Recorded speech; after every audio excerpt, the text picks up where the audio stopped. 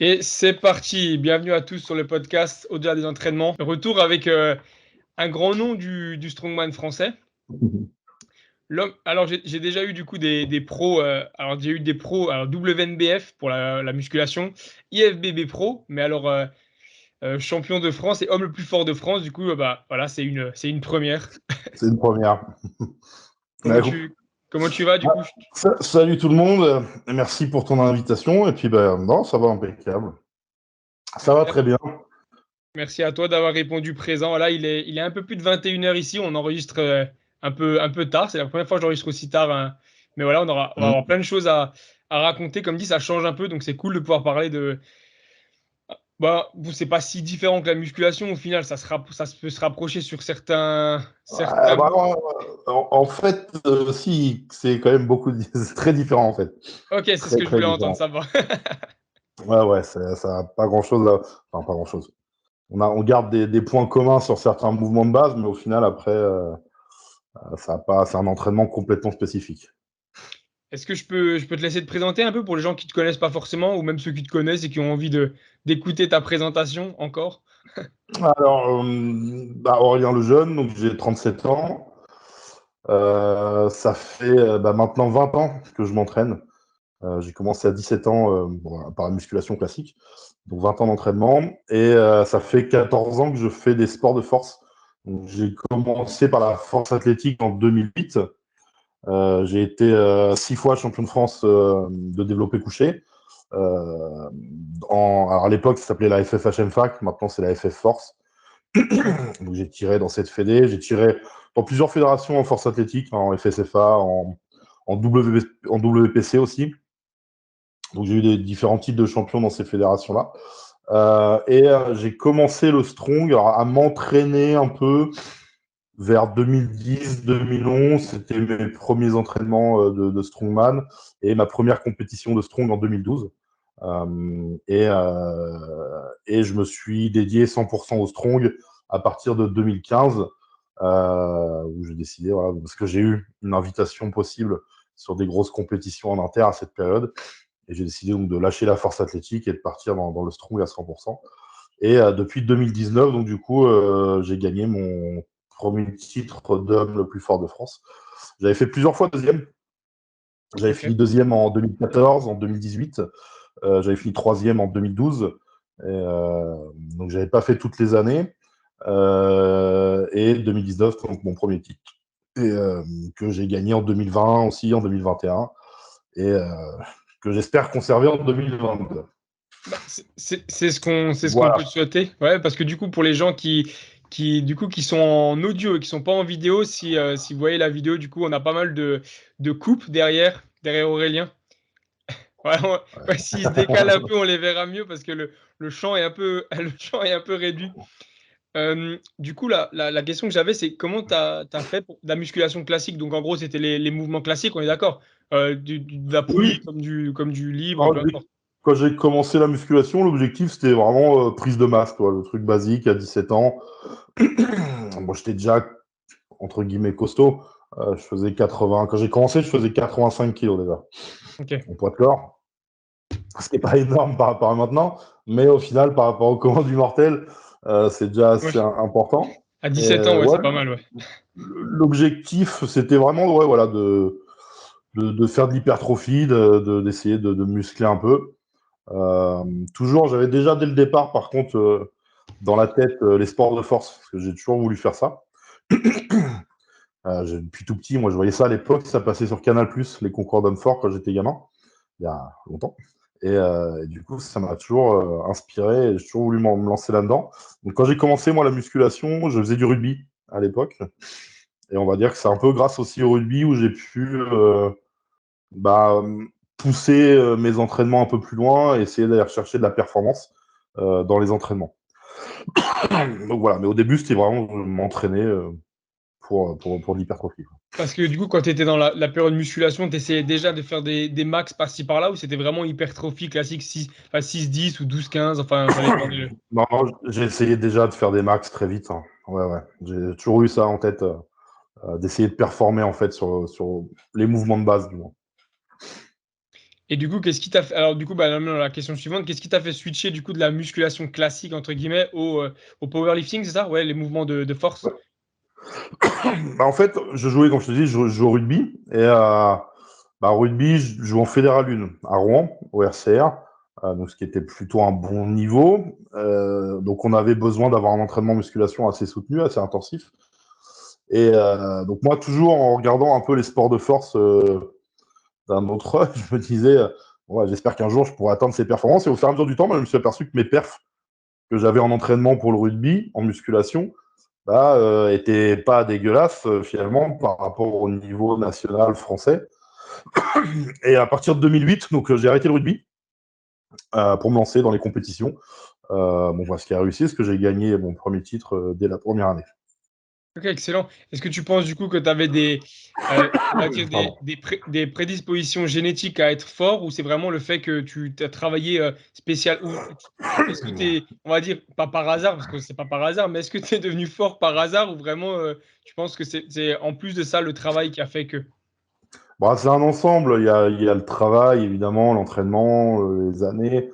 Mais on va pas se mentir, si tu veux un jour atteindre un sport de haut niveau, quel qu'il soit, si tu n'as pas des prédispositions génétiques pour cette discipline, tu auras beau t'entraîner toute ta vie, mais jamais tu performeras dans cette discipline de haut niveau. Tu vois, je pense que j'étais pas fait pour être marathonien, par exemple. J'aurais pu m'entraîner toute ma vie à faire du marathon. J'aurais jamais couru un marathon en 2 heures. Ouais, c'est ça le truc. Ouais. Voilà. On a tous des prédispositions génétiques. Après, bah, parfois, on a la chance, des gens ont la chance, comme moi, je pense, j'ai eu, de trouver la discipline qui me convient par rapport à mon organisme, ma physio, etc. Et de pouvoir progresser et atteindre le plus haut niveau. Et Donc ça, parce que c'est tu la génétique est importante quand même dans n'importe quelle discipline. ouais, au final, dans n'importe quel. Après, on peut atteindre des bons niveaux en n'ayant pas forcément, je pense, la génétique qui va pour ce sport, mais on n'atteindra jamais des très très bons niveaux au point d'être champion, Voilà, ouais. si vraiment, Jamais, hein. effectivement, c'est ça. Et On le voit en strong, on a des athlètes qui font des compétitions en France. Ils s'entraînent sérieusement, ils ont une diète, tout va bien. Mais bah voilà, peut-être que leur corps n'est pas fait pour ça, ils n'arrivent pas à performer comme eux le voudraient ou atteindre le haut niveau. parce qu'après, quand on commence à partir dans ce domaine-là où c'est vraiment des charges un peu plus lourdes, des techniques, faut aussi la biomécanique et le squelette qui suivent. Si ton squelette il est de base peut-être un peu plus faible ou tu es moins puissant ou tu t'es déjà blessé par le passé, ça risque d'être aussi quelque chose de ouais, je pense qu'il peut être contraignant ou même qui peut complètement te faire arrêter ta carrière, limite, quoi. Ah bah oui, oui, c'est ça, hein. Si tu as eu des antécédents, des blessures sur ces disciplines-là où ça va s'aggraver. Et ouais, comme tu dis, tu peux avoir toutes les prédispositions, mais si malheureusement bah, ton squelette ne veut pas, ou si tu as une articulation qui va pas bien, bah ça, tu performeras pas, tu vas te blesser. C'est ça. Et au niveau, tu te rappelles un peu encore les perfs que tu avais quand tu t'étais en power, du coup, couché et tout ça? Alors ouais, moi, bah, à l'époque, moi par contre, c'était un peu différent, parce qu'à l'époque, il y a en 2015, enfin avant 2015, il n'y avait pas de catégorie, ce qu'on appelle RAW, donc sans équipement, en FF Ok, Force, tu vois. Donc c'était systématiquement équipé si tu voulais jouer pour le titre. ok, ok. Donc en équipé, moi j'ai fait au squat 350, au coucher 320 et au terre 380. Équipé, du coup, pour ceux qui savent pas, je pense que c'est les sangles, du coup, pour le terre. Alors, non, c'est en powerlifting, tu as des combinaisons. En fait, c'est des Ah oui, combinaisons c'est bah, ça. qui améliorent tes perfs, tout simplement. Au squat, moi, ça ne me changeait pas grand-chose, puisqu'au final, ma meilleure perf au squat, là, actuellement, c'est 350 kilos Ok, ouais. sans, non, juste avec des genoux. Donc, la combi me dépasse beaucoup au squat. Je n'arrivais pas trop à la maîtriser. Au terre, ça aide quasiment pas, mais au coucher, par contre, ouais, ça me faisait une grosse aide. Tu vois, c'est évident que j'ai pas un bench à 320 kg raw. Donc, je pense qu'au développé couché, alors j'en fais plus du tout actuellement. Je sais pas du tout à combien je serais, mais ça te fait bien gagner 60-70 kilos quand même, hein, une combi de développé couché, hein.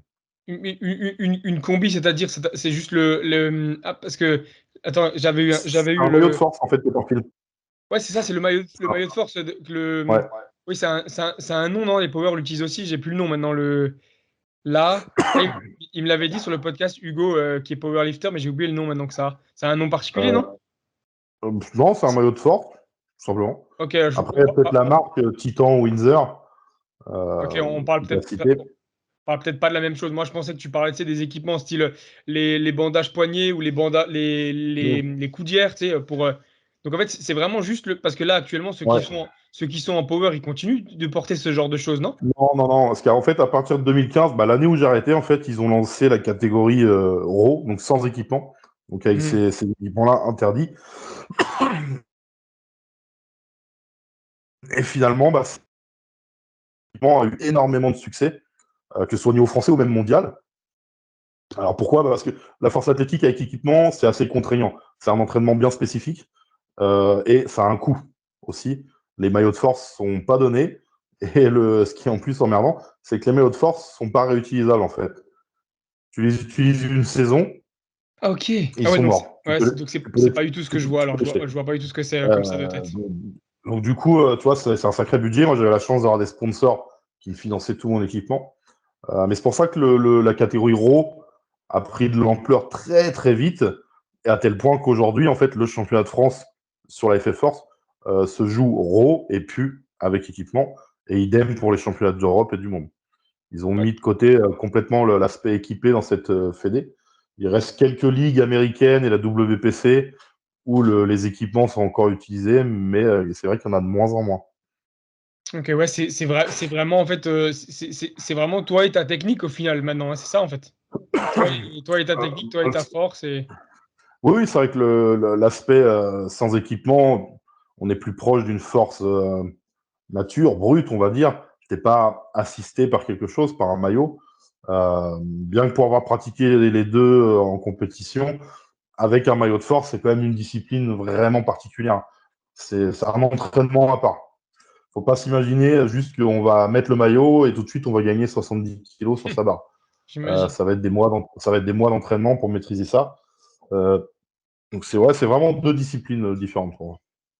Parce que donc, quand tu étais dans la partie musculation, tu n'as jamais fait de compétition bodybuilding pure, on est d'accord, si? Sur Non, scène, jamais. Non, non. non. Et quand tu as switché du coup, quand tu switché en force, donc en power, t'as complètement arrêté la musculation ou tu as fait les deux en même temps pour être après champion de Ah, France? non, non, j'ai toujours. Alors après, bah, du coup, mes entraînements étaient orientés sur la performance du power, mais je m'entraînais pas de façon à ce qu'ils appellent maintenant aujourd'hui les entraînements type SBD, tu vois, Oui, où les voilà, mecs c'est font ça. que du squat, du bench, du terre. Moi, c'était pas le cas. C'était pas le cas. J'avais plus un entraînement qui se rapprochait des trainings wet side barbell de Louis Simons. Je sais pas si tu vois qui c'est, l'américain, qui est Le décédé nom, il y a pas ouais. longtemps malheureusement. Donc, a créé un protocole d'entraînement wet side très orienté sur le powerlifting mais équipé. Donc Ok. voilà, donc il se base pas sur juste le SBD. Lui, il y a vraiment tout un panel d'exercices à côté qui rentre en jeu. Ouais, Et oui, moi, je pense que l'idéal, c'est ça. ok, ouais, c'est ce qu'on appelle les accessoires, non? Les mouvements d'accessoires, non? Tout ce qui est mouvement d'assistance, tu vois, dans la méthode wet style, tu vas faire de la pliométrie, tu vas faire des entraînements avec élastique, tu vas faire des mouvements de proprioception, tu vas décomposer ton mouvement, je sais pas, faire des rack pulls, etc. Faire tout un tas de types d'exercices et pas forcément te concentrer uniquement sur les Ouais, mouvements squat, développé, couché et terre. ouais, c'est vraiment un travail de fond un peu en amont pour préparer les gros mouvements en fait. Ouais, c'est pas mal, Ouais, ok. ouais, voilà. Ouais, moi, je pense que c'est l'idéal. D'ailleurs, bah, de toute façon, les perfs parlent d'elles-mêmes, hein. Les plus grosses performances en force athlétique sont faites par des gens qui avaient des entraînements plutôt orientés West Side euh, et qui limitent aussi les blessures. Je suis pas trop fan du training 100% SBD, moi. Ouais, je pense. Parce que si t'as une. De toute façon, tu le vois, hein, la plupart des gens qui font que ça, au bout d'un moment, ils se blessent. Ouais, Ouais, ouais, parce ils ont des lacunes et au bout d'un moment, ça pète, c'est ça le problème. voilà. Et le passage du coup de force à strongman, ça s'est fait de la même façon? Tu t'es dit un moment, je vais essayer ou. Alors, au début, non, j'ai jonglé un peu avec les deux disciplines pendant 2-3 ans. parce que j'ai commencé mes premières compètes de strong, c'était 2012, donc je faisais encore de la force athlétique. Donc au niveau français, tu vois, ça suffisait de m'entraîner en force athlétique et de faire un peu de spécifique de strong de temps en temps pour performer. Alors, pardon si je tousse beaucoup, j'ai loupé la toux quand je suis parti en voyage. Aucun, pas de souci. Et du coup, après, par contre, à partir de 2015, j'ai eu l'opportunité d'intégrer la Strongman Champions League, qui est une ligue pro de strongman. Et là, je me suis aperçu très vite que juste un entraînement, certes très poussé en power, avec un peu d'assistance et de spécifique, ça suffisait pas. Et qu'il fallait vraiment que je prenne le strongman comme une discipline à part entière en m'entraînant spécifiquement pour ça. Et donc, ça m'a pris un peu de temps, tu vois, 2015, 2016, j'ai un peu bricolé sur les deux disciplines. Et c'est vraiment à partir de 2017, 18 même, où je me suis dit, je m'entraîne que spécifiquement pour le strongman. Et ça a porté ses fruits, puisque 2019, mes perfs ont bien monté. Et à partir de 2020, ça a fait que monter encore et encore. Donc, parce que là, en fait, tu arrivais à être champion de France en faisant les deux catégories, mais quand tu t'es confronté au monde, tu t'es Non, rendu. non, non. Mon premier titre d'homme le plus fort de France, c'est 2019. Ouais, c'est ce que j'allais dire. J'avais fait deuxième à chaque fois. Et oui, je pense, avec du recul, maintenant, bon, ce qui fait effet, mais que si à ces époques-là, de 2014, j'ai fini deuxième, et 2018 aussi, je pense que si j'avais eu vraiment un entraînement 100% strong, j'aurais fini premier depuis bien longtemps. Ouais. Ouais, c'est ça. Parce que Après, il faut le matériel. C'est ça Oui, aussi. c'est ça que j'allais dire. Parce que comment tu as fait tu t'es entraîné où alors? Parce qu'en France, il n'y en a pas, il y en a pas Non, il n'y énorme. a pas beaucoup. Faut déménager limite. Il faut avoir la chance de pouvoir déménager aussi. Alors, il y a pas de club de strong 100% en France, ça n'existe pas. Il y a maintenant pas mal de salles quand même, ou de box de CrossFit, où tu trouves du matériel de strong. Donc ça permet à pas mal de gens de pouvoir s'entraîner. Mais à l'époque, non, j'avais rien du tout. Il n'y avait pas de salle autour de chez moi avec du matériel. Donc du coup, je me tapais, moi j'habite sur Rouen, et je faisais presque 2 heures de route le week-end pour aller m'entraîner avec un gars qui s'appelle Christophe Demal, qui habitait vers Amiens et qui lui avait tout le matériel. Et donc du coup, j'allais m'entraîner. J'ai fait ça peut-être pendant 2 ans, où j'allais m'entraîner tous les week-ends. Je me faisais 2 heures aller, 2 heures retour pour m'entraîner avec lui. Ouais, c'est vraiment la passion qui domine. Ouais, bah, c'est ça, hein. T'as pas le choix, hein, si tu veux performer, ou vraiment, parce que je m'en suis aperçu très vite en compète, hein, quand t'as pas le matériel et que tu arrives en compétition, tu découvres en fait le matos. Donc la Ouais. technique, t'as pas pu l'apprivoiser, la charge non plus. Il te faut le matos. Et c'est à partir de 2018 où j'ai commencé, au début, à investir de mes propres deniers dans du matériel. Et après, avec le temps, il y a les sponsors qui sont arrivés. Parce que imaginons on est quelqu'un qui nous écoute, que garçon comme fille, hein, peu importe, qui veut se mettre du coup à faire du strong et qui a pas forcément la chance d'être enfin qui a à plus de 2 heures ou même plus. Tu lui conseillerais quoi du coup dans une salle? Imaginons qu'il s'entraîne dans une salle type fitness park, je pense que c'est compliqué, non? Ou t'as du matériel? Non, hein. Donc, Fitness Park, non, tu n'auras pas de matos. Je me suis entraîné à une époque dans Fitness Park parce que je bougeais beaucoup en France pour mon taf, donc du coup, c'était pratique. Mais non, tu n'as pas de matériel pour le strong, j'en ai jamais vu dans les Fitness Park. Et c'est des salles, dès que tu commences à pousser un peu lourd, on vient de voir, on te dit mets-moi lourd. Ouais, il y a une barre, il y a des poids, c'est fait pour ça en fait, connard. Donc, ouais, j'ai arrêté il y a pas mal d'années maintenant Fitness Park parce que clairement pas fan de la mentalité de cette chaîne de musculation. Tu as bien fait de citer leur nom. Voilà, il faudra peut-être évoluer les mecs un jour. Ouais, ben, c'est marrant parce qu'on en parle souvent dans les podcasts, que ce soit Basic Fit un peu moins, j'avoue qu'on s'en est pas trop attaqué, mais J'ai pas, Fitness Park. j'ai pas testé Basic Fit, mais Fitness Park, ouais, j'en ai fait plusieurs en France ou beaucoup région parisienne, où on te dit de mettre moins lourd, ou si tu mets de la magnésie, c'est un drame. Tu fais bon. Ah, on t'a vraiment dit de mettre moins lourd Ah sur oui, la barre? ah oui, ça m'est déjà arrivé. Hein.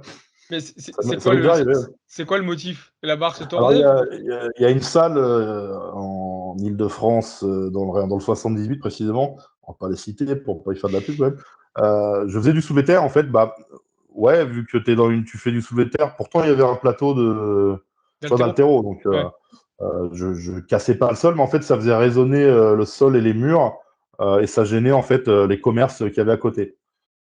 Bon, ok, donc on m'a demandé de mettre moins lourd. Ok, bon bah du coup si vous cherchez à faire du strong, n'allez pas dans ce fitness park du 78. Ouais, ouais, dans la plupart des fitness parks, en fait, là Ouais, où moi actuellement je m'entraîne, encore un peu en salle de musculation, je suis sur Rouen dans une association. ouais, Une association de musculation pure, tu vois, il n'y a pas de fitness, rien. À la base, c'est plutôt une asso qui est orientée très bodybuilding, mais tu vois, eux, c'est des compétiteurs dans l'âme, donc du coup, que je fasse une autre discipline qu'eux, ça leur pose pas de problème et ils t'encouragent même. Donc du coup, j'ai un peu de matériel dans cette salle-là. Je m'entraîne aussi à côté de chez moi, là, à Évreux, dans une salle qui s'appelle Espace Bien-être. Alors le nom Espace Bien-être pourrait te faire penser à une salle de petites mamies, mais en fait pas du tout. C'est vraiment la salle old school, pure et dure de musculation, la classe. qui est dirigée par des passionnés. Et du coup, pareil, je peux faire du strong là-bas, je peux mettre du matos là-bas. J'organise d'ailleurs souvent des séminaires dans cette salle-là. Et il n'y a pas de problème. Mais c'est vrai que dans la plupart des chaînes de musculation, de salles de musculation classiques, tu ne vas pas trouver. Ouais, c'est Il ça. y a les box de CrossFit, par contre, qui commencent à avoir pas mal de matos. Parce qu'eux aussi ont des épreuves dans leur discipline sur des WOD où il y a un peu d'épreuves type strong. Donc tu vas trouver de plus en plus des yokes, des farmers, des stones ou des logs dans des box de CrossFit de plus en plus. Parce que du coup, pour revenir à ce que je disais avant, c'est la question si maintenant quelqu'un veut se préparer du coup à faire du strong, il faudrait plutôt qu'il aille dans une salle de CrossFit principalement, c'est ça, parce qu'il y aura plus de matos. Ouais, je pense, ouais. Bon, même si je poste souvent dans mes posts ou mes vidéos, j'aime bien chambrer les crossfitters. Mais au final, si tu fais du strong, ouais, la meilleure solution serait peut-être d'aller dans une box de crossfit. Parce que déjà, tu vas pouvoir faire des overhead et lâcher ta barre sans qu'on te casse les couilles. Tu vas pouvoir faire du terre sans qu'on t'emmerde si ça fait du bruit. Et avec un peu de chance, tu vas tomber sur une box où il y aura un peu de matos de strong. Donc là, ça va être tout bénef. Sinon, faut investir ou fabriquer soi-même. Parce que pour toi, du coup, le minimum dans une salle de sport pour vraiment être prêt, je ne sais pas si on peut être prêt, mais pour pouvoir s'entraîner à un Au spécifique strong. strong pour être, on va dire, ouais, si prêt pour une compétition, si jamais, ce serait quoi? Alors, il te faudrait, bon, déjà, dans tout ce qui est mouvement de base de musculation, squat terre, euh, un yoke, parce que ça, c'est quand même bien d'en avoir un, c'est le cadre que tu décolles et tu marches avec. Un log pour travailler les overheads, parce que c'est très technique. Et au moins une ou deux Atlas Stone, pareil, parce que c'est très technique. Déjà, si tu as ça et ses variantes, donc c'est déjà pas mal. Ouais. Ah, ok, je vois. Ouais, donc c'est là, j'avoue pour ce que tu viens de citer du coup alors attends, dans une salle de sport que j'ai fait, j'ai jamais vu rien. Alors Atlas Stone, c'est les poids, on est d'accord que tu jettes à une main? Non, ça c'est un dumbbell. Les Ah oui, c'est Atlas un Stone, dumbbell, ok, ouais. c'est des grosses boules en béton. Ah oui, oh oui, ouais, alors ça c'est encore pire. Alors ça, j'ai encore pire que j'avais vu. J'allais te dire, à la rigueur, t'as certaines salles qui montent jusqu'à 60 kilos par haltère, mais je pense que c'est pas énorme, je pense. Ouais, ouais, c'est vrai que les haltères en salle, c'est rare. J'ai même jamais vu en France plus de 60 kilos. Non, plus de Je 60, je crois crois que j'ai pas. jamais vu, non. Donc, faut aller vraiment. Quand tu vas à l'étranger, ça va, c'est assez courant de trouver plus lourd, mais chez nous, non. 60, c'est vraiment le maximum, quoi. Bah, ça, du coup, c'est une bonne question. Pourquoi est-ce que souvent, à l'étranger, on trouve toujours mieux que dans nos salles à nous? Parce que Je pense que l'aspect musculation, d'un point de vue général, est plus démocratisé dans beaucoup de pays. Sans aller parler des États-Unis, hein, on va juste en Belgique ou en Allemagne. Dans la plupart des salles, tu trouves un espace entre guillemets sport de force. Donc, alors, l'Allemagne, je connais bien parce que j'ai de la famille là-bas. Ma belle-sœur habite là-bas. Quand j'y vais, je m'entraîne dans une franchise qui s'appelle McFit. ah C'est un oui, peu une sorte de fitness park là-bas. ouais, c'est ce que j'allais dire. Euh, et tu trouves, dans certaines salles, tu vas trouver des pneus, tu vas trouver des logs, des yokes. Donc ça se trouve assez facilement. Tu as beaucoup de salles qui sont très orientées sport de force, où tu vas trouver tout le matos. En Belgique, pareil. Donc, ouais, sans aller, par aux États-Unis, évidemment, chez eux, c'est tellement démocratisé. Tu as tout ce que tu veux, tu as plein de salles qui sont équipées avec tout ce que tu peux imaginer. Euh, mais voilà, en Europe, on a aussi. Est-ce que c'est pas parce qu'en en France, on pense encore que le strongman, c'est voilà, t'es pas, peut-être pas, t'es pas en bonne santé, mais tu te casses le dos, c'est trop lourd. Tu penses pas qu'il y a aussi cette mentalité-là un peu en France? Ouais, si, un peu, quand même. Quand même. Après, dans les salles, ce que j'ai beaucoup vu aussi, c'est que les patrons de beaucoup de salles ou les gérants, souvent, ont peur que tu casses le matériel. Ça, c'est une réflexion que j'ai beaucoup eue, hein. J'ai très souvent eu, encore plus avec mon métier de formateur. Euh, il y a une époque où je me déplaçais beaucoup dans les salles en Ile-de-France, et c'était toujours la réflexion. Les gens me disaient, ah, je ne voudrais pas de vous dans ma salle. Ils ont peur qu'on casse leur matériel. Alors, sachant que Strong, en plus, le matos, il touche quasiment pas les machines. Oui, c'est ce que j'allais dire, justement, j'allais dire, parce que et même si vraiment tu fais des machines et que tu mets du coup ce qu'on appelle full stack, donc toute la pile, je pense que le mouvement, il sera bien plus propre que n'importe quel kéké qui va mettre tout le poids et qui va faire des mouvements et laisser tomber depuis tout en haut. Je pense qu'il Ah y a oui, oui, aussi c'est ça. sûr, ouais. C'est sûr. Ouais. C'est sûr que là, nous, on peut maîtriser la charge. Et puis Pas le cas de tout le monde.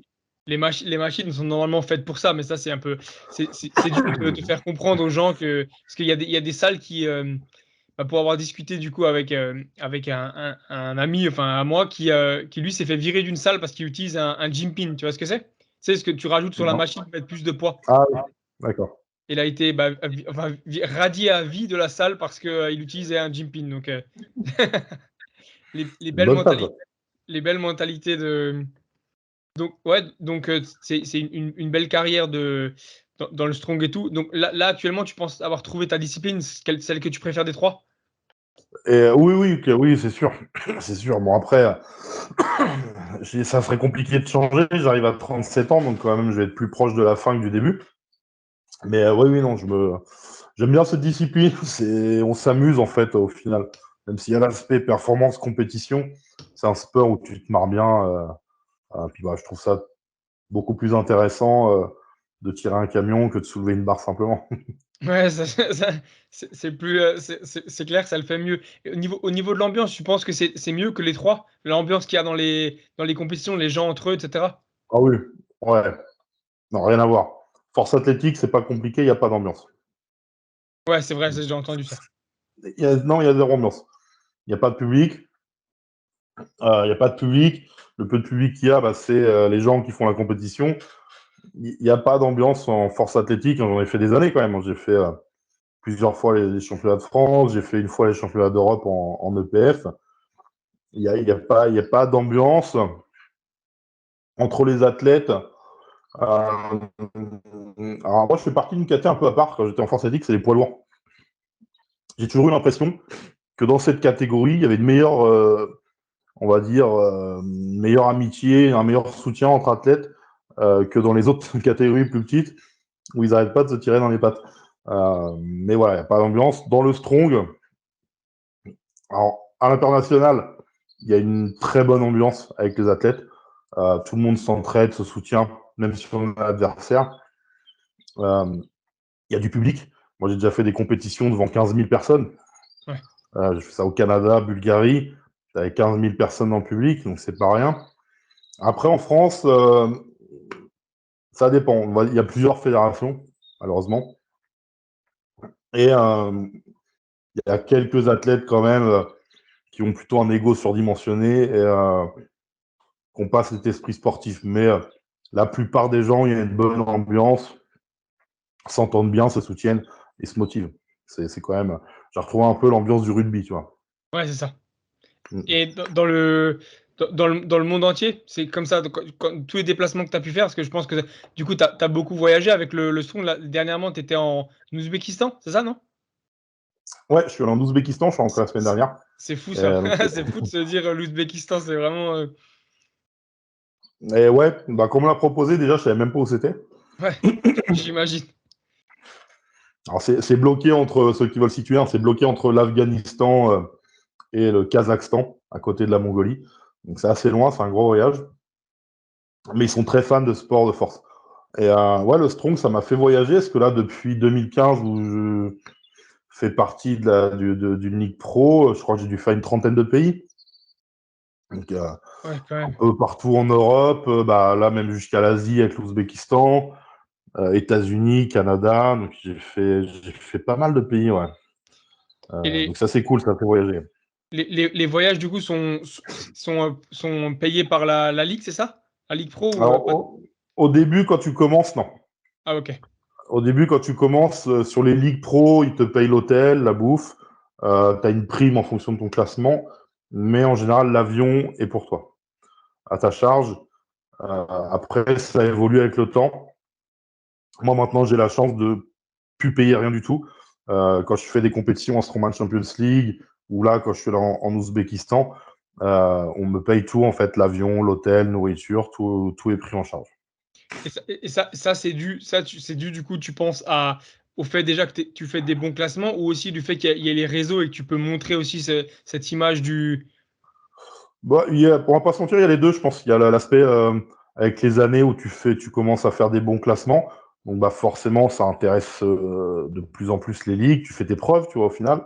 Et oui, aujourd'hui, bah, l'aspect médias, réseaux sociaux est important, on va pas se mentir non plus. J'ai la chance en France d'avoir une petite visibilité assez sympa. Et oui, ça joue clairement sur certaines choses, hein. Il y a certaines ligues que ça intéresse d'avoir des gens euh, avec pas mal de visibilité. C'est un peu logique au final. Parce que à l'époque, bah, moi c'était pareil. À l'époque, moi c'était sur Eurosport que je voyais les strongmen et Ouais. on en entendait parler nulle part qu'en fait quand tu zappais, que tu tombais sur Eurosport et qu'il y avait à l'époque c'était Mariusz Pudzianowski. Tu vois qui c'est? Pudzianowski, ouais, qui a été 5 fois homme le plus fort du monde. Ouais. Et lui, effectivement, c'est les souvenirs que j'ai du Strong jusqu'à ce qu'effectivement il y ait les réseaux qui arrivent. Enfin, moi, je trouve que ça fait pas si longtemps que ça qu'on en parle maintenant de toi en France, mais avant ça, il y avait pas beaucoup de gens qui en. Alors, en France, non, c'est clair qu'il y a moi et Ouais, Tengo Strong, je ce que pense que j'allais tu vois dire. qui c'est. Bah, Tengo qui a même une plus grosse visibilité que moi. Sur les réseaux, il a vraiment explosé, lui. Ouais, et puis sur Euh, TikTok, c'est une star. Je les vois souvent sur TikTok. Je l'ai déjà vu passer sur souvent. TikTok, hein, même sur YouTube, sur Insta. Là, il a une grosse visibilité. Et ouais, depuis 3 ans, on va dire, ouais, c'est ça, 3 ans à peu près, on a été les premiers strong vraiment médiatisés en France. Avant, les autres athlètes, de temps en temps, ils faisaient une télé ou un truc, mais Ouais. au final, avec l'expérience, j'ai appris que faire certaines émissions de télé, ça servait absolument à rien, clairement. Tu vois, les anciens strong, la plupart des gens savent même pas qui c'est. Les mecs il y a eu des gros strong en France quand même. Il y a eu 4 athlètes qui ont fait les World Strongest Man. Ils n'ont pas gagné, mais qui ont fait même des bons classements, hein. Jean-Pierre Brulois. Quand tu parles aujourd'hui aux jeunes strongman ou aux gens qui se lancent dans la discipline, ils ne savent pas qui c'est. Ouais, Donc ça, ouais. c'est un peu dommage par contre. Donc on essaye avec la Fédé, nous, depuis, on a fait venir d'ailleurs plusieurs fois sur des compètes Jean-Pierre Brulois pour au moins que on va dire les nouvelles générations ou ceux qui ne connaissaient pas bah, savent un peu qui sont les pères de leur discipline. Ouais, c'est ça. Parce que du coup, ce que tu disais, le World Strongest, le Men, c'est ça? World Strongest Man, ouais. En gros, c'est l'Olympia du Strong, c'est ça? Alors, pour voilà, la plus grosse compétition, la compétition la plus prestigieuse, c'est la World Strongest Man. Donc, c'est là où on détermine l'homme le plus fort du monde. Ah, du Euh, monde, ok, ouais. voilà. Et pour t'expliquer un peu le fonctionnement du Strong au niveau mondial, le Strong, on ne peut pas le voir comme un sport fédéral. On n'est pas sport olympique. On ne le saura jamais. Le Strong, c'est un sport privé. Ça a toute sa différence. C'est un peu comme l'UFC, c'est un peu comme le CrossFit. Le CrossFit, c'est une entreprise. L'UFC, c'est une entreprise. La World Strongest Man, c'est une entreprise. La Strongman Champions League, dont je fais partie, c'est une entreprise. Donc ça a toute sa différence par rapport à des disciplines fédérales basiques. Nous, on est du sport spectacle et c'est des entreprises qui gèrent ça.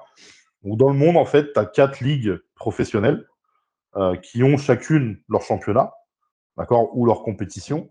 Et toutes ces ligues se sont mises d'accord, en fait, pour se dire, voilà, les meilleurs des ligues ou des Ok, grands prix s'affrontent une fois par an pour déterminer l'homme le plus fort du monde. Voilà un peu le ok. fonctionnement du strong au niveau mondial. Euh, en France, on aime bien faire pas comme il faut. Ouais, j'imagine. Et Du coup, le champion du monde actuellement, c'est qui? Ah, c'est Tom Stoltman, un Écossais. Ouais, c'est ce que j'allais dire. Ouais, ils sont deux frères, hein, souvent, non? C'est Oui, ça, c'est hein? ça, ouais. Ouais. Il y a Tom et Luc. Et Tom a gagné bah, 2 fois, là. Il a gagné les dernières. Il a regagné son titre il y a 3 semaines, là. Ah, il a regagné à 3 semaines. Bah, par Ouais. exemple, maintenant, pour se poser la question, pourquoi tu penses qu'il est à ce niveau? Déjà, il est jeune, non? Il a quoi, une vingtaine d'années? Je crois qu'il doit avoir 29 ans maintenant. Ouais, donc c'est quand même un âge un peu, on va dire, parce que souvent dans le sport, on pense qu'on est bon vers les 20 ans, mais au final, on voit bien que vers les 30 ans, surtout dans ces sports-là, il y a plus d'expérience, il y a plus Ouais. de pratique. Le Strong, c'est pas rare de voir des. Enfin, la moyenne d'âge, je pense à World Strongest Man, là, à mon avis, la moyenne d'âge, ça va être 35 ans. Et Ouais, c'est ça. c'est pas rare de voir des athlètes de plus de 40 ans performer au niveau mondial. C'est un sport à maturité tardive. Bah, C'est assez rare d'avoir des athlètes très bons à 20, 21, 22 ans. C'est très, très rare. ouais, et puis je pense qu'aussi, il y en a beaucoup qui ont eu le même parcours que toi, qui ont fait de la musculation, puis qui sont passés à la force, et qui ensuite sont dans les strongmen. Je pense qu'il y a cet Alors, âge avancé qui fait ça aussi, peut-être, non? alors, sur les gens, peut-être plus de ma génération, oui. Et maintenant, non.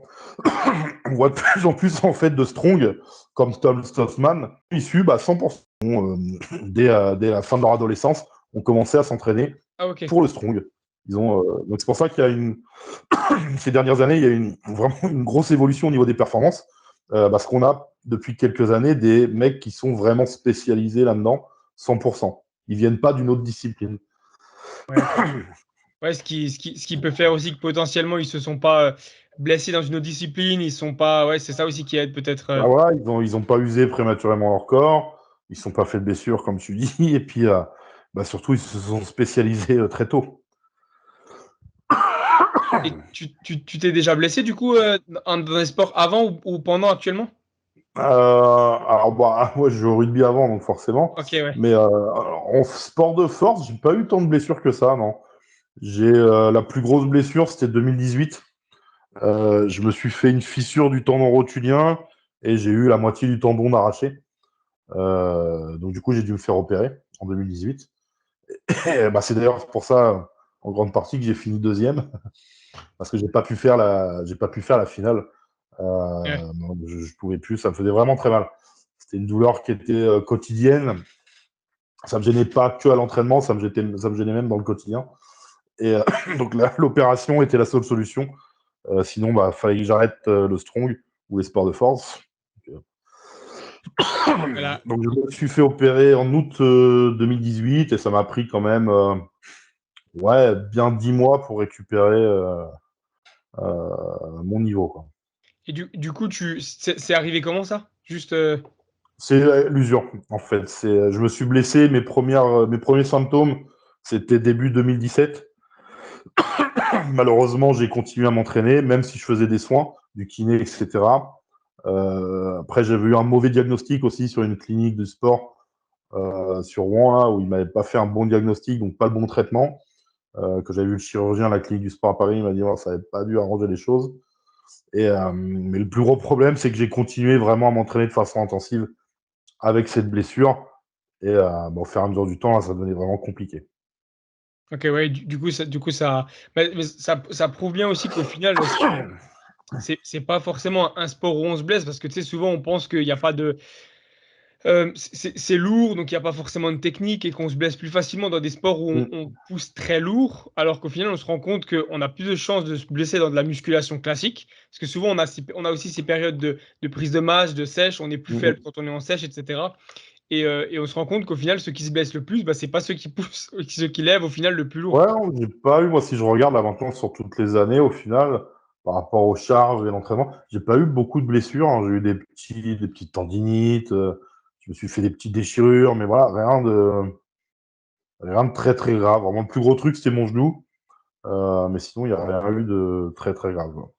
Ce qui fait que tu en es là actuellement et que tu arrives à performer parce que, là, je sais pas si tu sais, mais est-ce que tu connais des strongmen qui se sont blessés vraiment gravement et qui ont réussi quand même à revenir à un très bon niveau? Oh oui, quand même, ouais. Il y a déjà eu des mecs qui se sont fait des ruptures musculaires. Ouais, il y en a eu certains qui ont eu des grosses blessures Ok. et qui ont pu revenir. Après, il y en a un que je connais, Mathias Belzak, qui a été pendant des années l'homme le plus fort de Slovénie. Il a même gagné la Champions League. Et en fait, lui s'est détruit les deux hanches. Il s'est fait mettre deux prothèses à chaque hanche, enfin une prothèse à chaque hanche. Et tout le monde s'est dit, bon, bah, sa carrière est finie, jamais il reviendra. Et finalement, il a regagné cette année le championnat de Slovénie. Il est l'homme le plus fort de Slovénie, donc il devrait faire son retour sur les compètes pro, certainement à la fin de cette saison ou de saison 2023. Avec deux hanches, deux prothèses. C'est incroyable, mais c'est limite. Ouais, c'est un pari fou parce que faut tenir, déjà le poids du corps et en plus les charges utilisées. Et, Waouh, ouais, ouais, oui, d'accord. il ne fait pas 80 kilos. Parce que du coup concrètement, pour arriver du coup au championnat du monde, donc ce que tu disais, pour toi par exemple, il faut juste arriver champion de France et tu peux directement y accéder? Non, Ouais, alors en fait, il y a, à la World Strongest Man, comme je te dis, vu que c'est une discipline privée, un championnat national, en fait, quel qu'il soit, ne te donne pas accès au World. ok, ouais, c'est ça. Du tout. Voilà, il y a des compétitions dans le monde qui sont listées ou des championnats comme le championnat de la Strongman Champions League que je fais, où là, tu sais que si tu arrives à la finale et que tu fais le podium, par exemple, bah, tu sais que tu as une invitation Ok. pour les Worlds. Donc, il y a quelques compètes comme ça dans le monde qui peuvent te qualifier, mais pas un championnat de France, ni un championnat de n'importe quel pays au final. Ah oui, voilà, de n'importe quel pays, c'est ce que j'allais dire. Ouais, donc en fait, Ouais. c'est Oui, le, que tu sois champion des États-Unis ou champion de Russie, ça ne te donnera pas une invitation pour les World Strongest Man. parce que du coup, ce que tu cherches actuellement à faire, c'est aller au championnat du monde, on est d'accord? Et oui, oui, bah oui, c'est l'objectif de tout compétiteur, c'est d'un jour d'atteindre la plus grosse compétition de sa discipline. Même si j'ai fait beaucoup de grosses compètes, de gros championnats, mais maintenant, voilà, je me dis, j'arrive plus, je suis plus proche de la fin que du début de ma carrière. Donc, il va falloir envisager vraiment de mettre toutes les chances de mon côté bah, pour atteindre ces World Strongest Man. Tu y as déjà été? Non, tu l'as pas dit, Non, hein, je non, crois jamais. pas. Non, Ok. non, jamais. Donc Non, non. c'est l'objectif, Ouais. cette année. Et la dernière compétition que tu as faite, du coup, c'est un des qualifieurs pour aller au championnat du monde, Alors, c'est ça? non, Ouzbékistan, non. Par contre, là, ce week-end, je vais en Hollande, je fais une Strongman Champions League, Ok. où là, potentiellement, ouais, ça va me donner des points pour accéder à ça après. Ah oui, parce qu'en plus, ça marche par points. Ok, ouais. Donc c'est quand même, mais c'est bien. Ça permet de, c'est pas une fois c'est gagné et tu passes à la suite, t'es qualifié. Il y a des points et tout. Donc c'est quand même un sacré Oui, oui, puis après, challenge. même si tu l'as déjà fait une fois, la World Strongest Man, à part si tu te classes dans le top, alors je crois que il me semble qu'il réinvite automatiquement le top 6 l'année suivante, mais Ok. si tu n'es pas dans le top 6, bah, tu dois refaire des compétitions de qualification. En France, il y a une compétition pour se qualifier ou pas du tout? Non, non, non, il Ouais, n'y a voilà, pas. comme d'hab. Comme d'hab. C'est la question que je voulais poser. Je me suis dit au cas où, mais bon, j'allais dire allez. Non, non, il n'y en a pas. Alors, peut-être ça viendra, vu que là, ça commence pas mal à se démocratiser en France, on commence à être certain, à avoir une bonne visibilité. C'est ça. Donc potentiellement, bah déjà nous, ça nous ramène des sponsors, cette visibilité, mais potentiellement, ça va rebondir aussi sur notre fédération et lui apporter plus de sponsoring, vu qu'on est un sport privé, comme je rappelle, donc forcément, bah, il y a l'aspect finance qui rentre en jeu. Vu on est des disciplines privées, tu peux pas aller voir le ministère des Sports et lui dire, écoutez, donnez-moi une subvention. Bon, déjà, ils vont te dire, c'est quoi votre discipline à la con et voilà, on est une discipline privée, donc on n'aura que dalle. Ça commence à peine à arriver en France, du coup, les grosses compétitions, enfin, les compétitions pour se qualifier aux grosses compétitions dans le domaine de la musculation. Donc, il faut attendre un tout petit peu encore, je pense, pour le. C'est pas à pas. En France, c'est toujours pas à pas. C'est d'abord le Oui, truc, le truc que tout le monde connaît, puis le truc que tout le monde connaît moins, et ensuite le truc que quasiment personne. C'est toujours comme ça, malheureusement. Mais. oui, oui, donc ça viendra, je pense, ça viendra. Ouais, oui, faut garder espoir. Au niveau de ta. Pour rester un peu sur les entraînements et tout, au niveau de ta diète actuelle, tu sais après combien tu pèses enfin, tu pèses un peu ce que tu manges, tu vérifies Non, je pèse pas. J'essaye de manger ce qui vont m'être utile. J'avais déjà fait le calcul avec une amie diététicienne et on était entre 6 et 7 000 calories par jour. entre 6 et 7 000, ok. Ouais, donc ça a juste coupé, tu essayes de manger quoi, des choses qui sont utiles, enfin pour progresser, c'est ça? Oui, voilà, voilà. Je vais essayer Ok. de manger. Vu que moi, je prends mon métabolisme, fait que je prends du poids facilement, que ce soit en muscle ou en gras.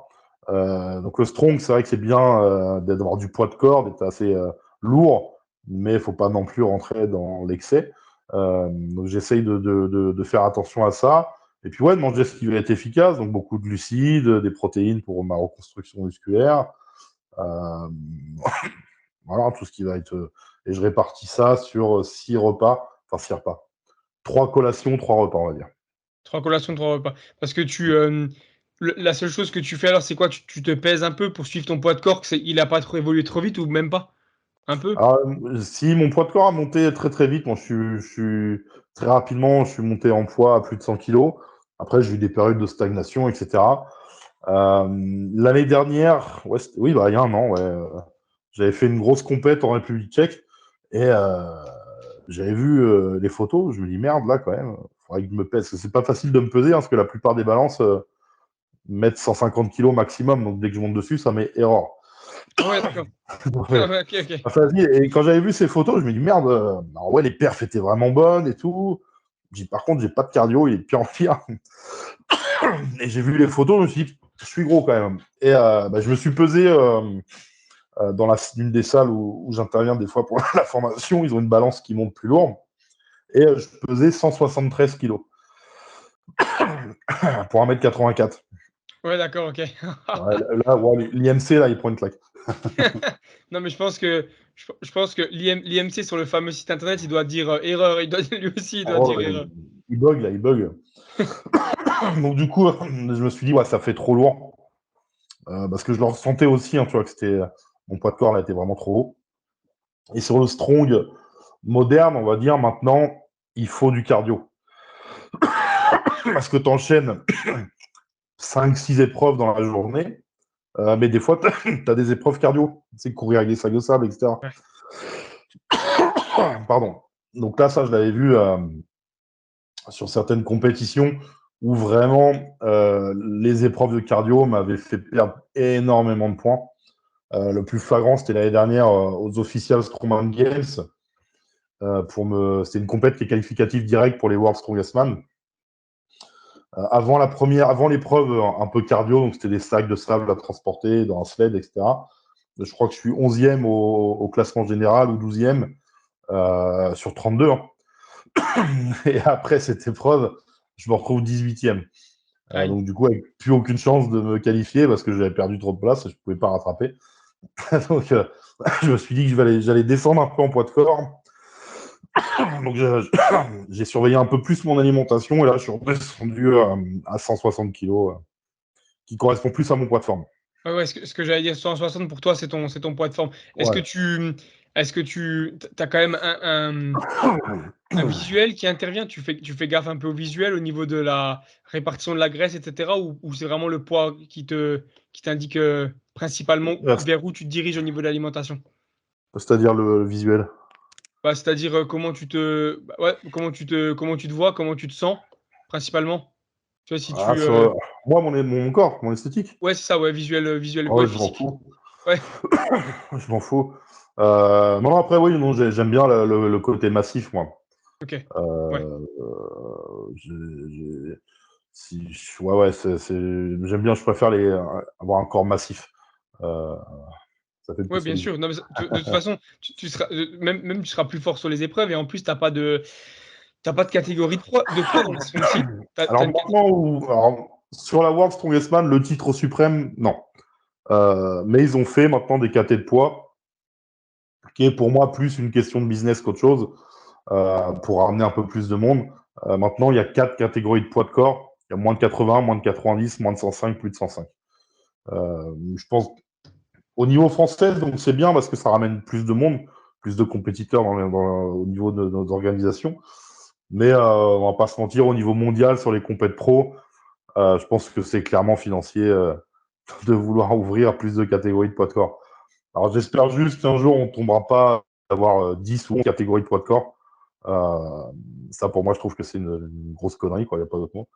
Il y a trop de catégories de poids de corps. Enfin, Ouais. il y a 40, il y a je sais pas combien de champions tous les ans par fédération. Euh, donc pour moi, non, c'est des disciplines. Voilà. Là, en strong, 4 catés de poids de corps, je pense que c'est le maximum, il ne faut pas aller plus loin.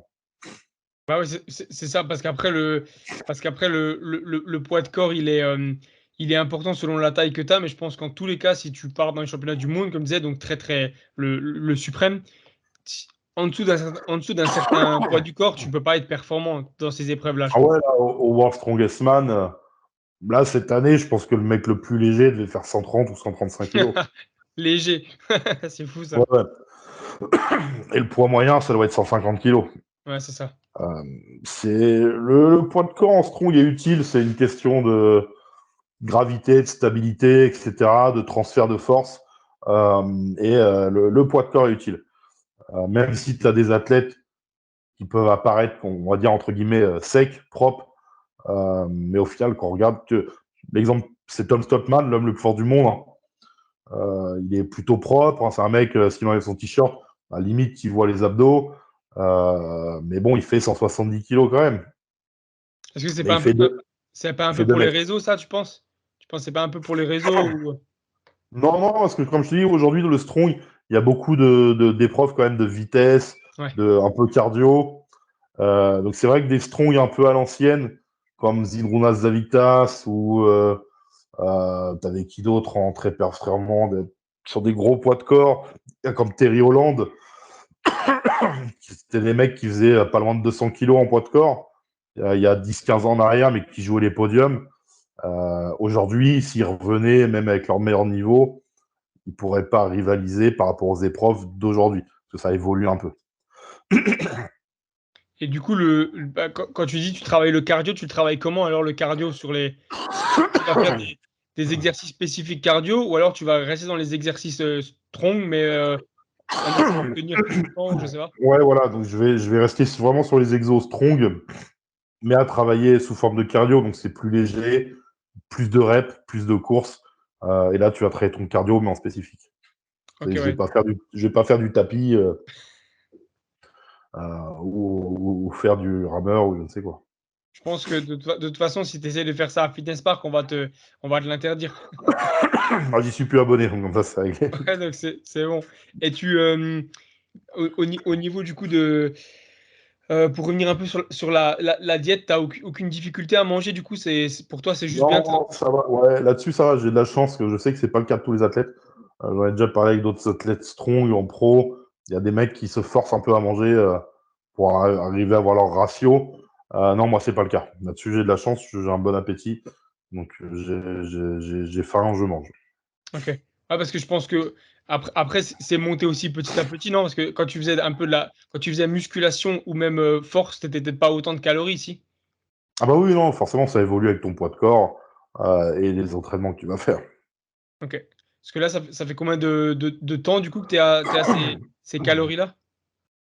Ouais, ça va bien faire 3-4 ans quand même que je suis arrivé sur des poids de corps assez élevés, donc avec ces calories-là. Là, Ok. ça fait, je pourrais pas te le dire en tête, mais ouais, j'ai dû passer les 150 kilos en poids de corps il y a déjà bien 3-4 ans au moins. Ok. Ouais, donc ça va. Ouais. Après, comme dit, à partir du moment où il est bien géré et il est fait de façon aussi. Bon, à côté, on est d'accord que tu fais pas juste. Parce que 150 kilos pour une personne qui fait pas forcément de sport, généralement, pour la plupart des gens, c'est trop. Mais après, toi, Ah oui, oui. Un non-sportif qui fait 150 kilos, il va être. C'est un obèse, hein, généralement, c'est ça le truc. Et tu t'entraînes combien de fois par semaine alors, du coup? Ça dépend des périodes, entre 4 et 6 fois. 4 et 6 fois. 4 Euh, et 6 fois, ouais. Plus je m'en rapproche en fait d'une période de compétition, plus je réduis. ouais. Là, en Et ce moment, je m'entraîne 4 fois. tu t'entraînes spécifique strong ou tu fais quand même un peu de musculation? Alors, je fais moitié-moitié, là, en fait. Enfin, même, non, moitié-moitié, non. Je fais 2 séances vraiment que spécifiques strong, pur et dur. Et après, je fais 2 séances où je mixe musculation et strong.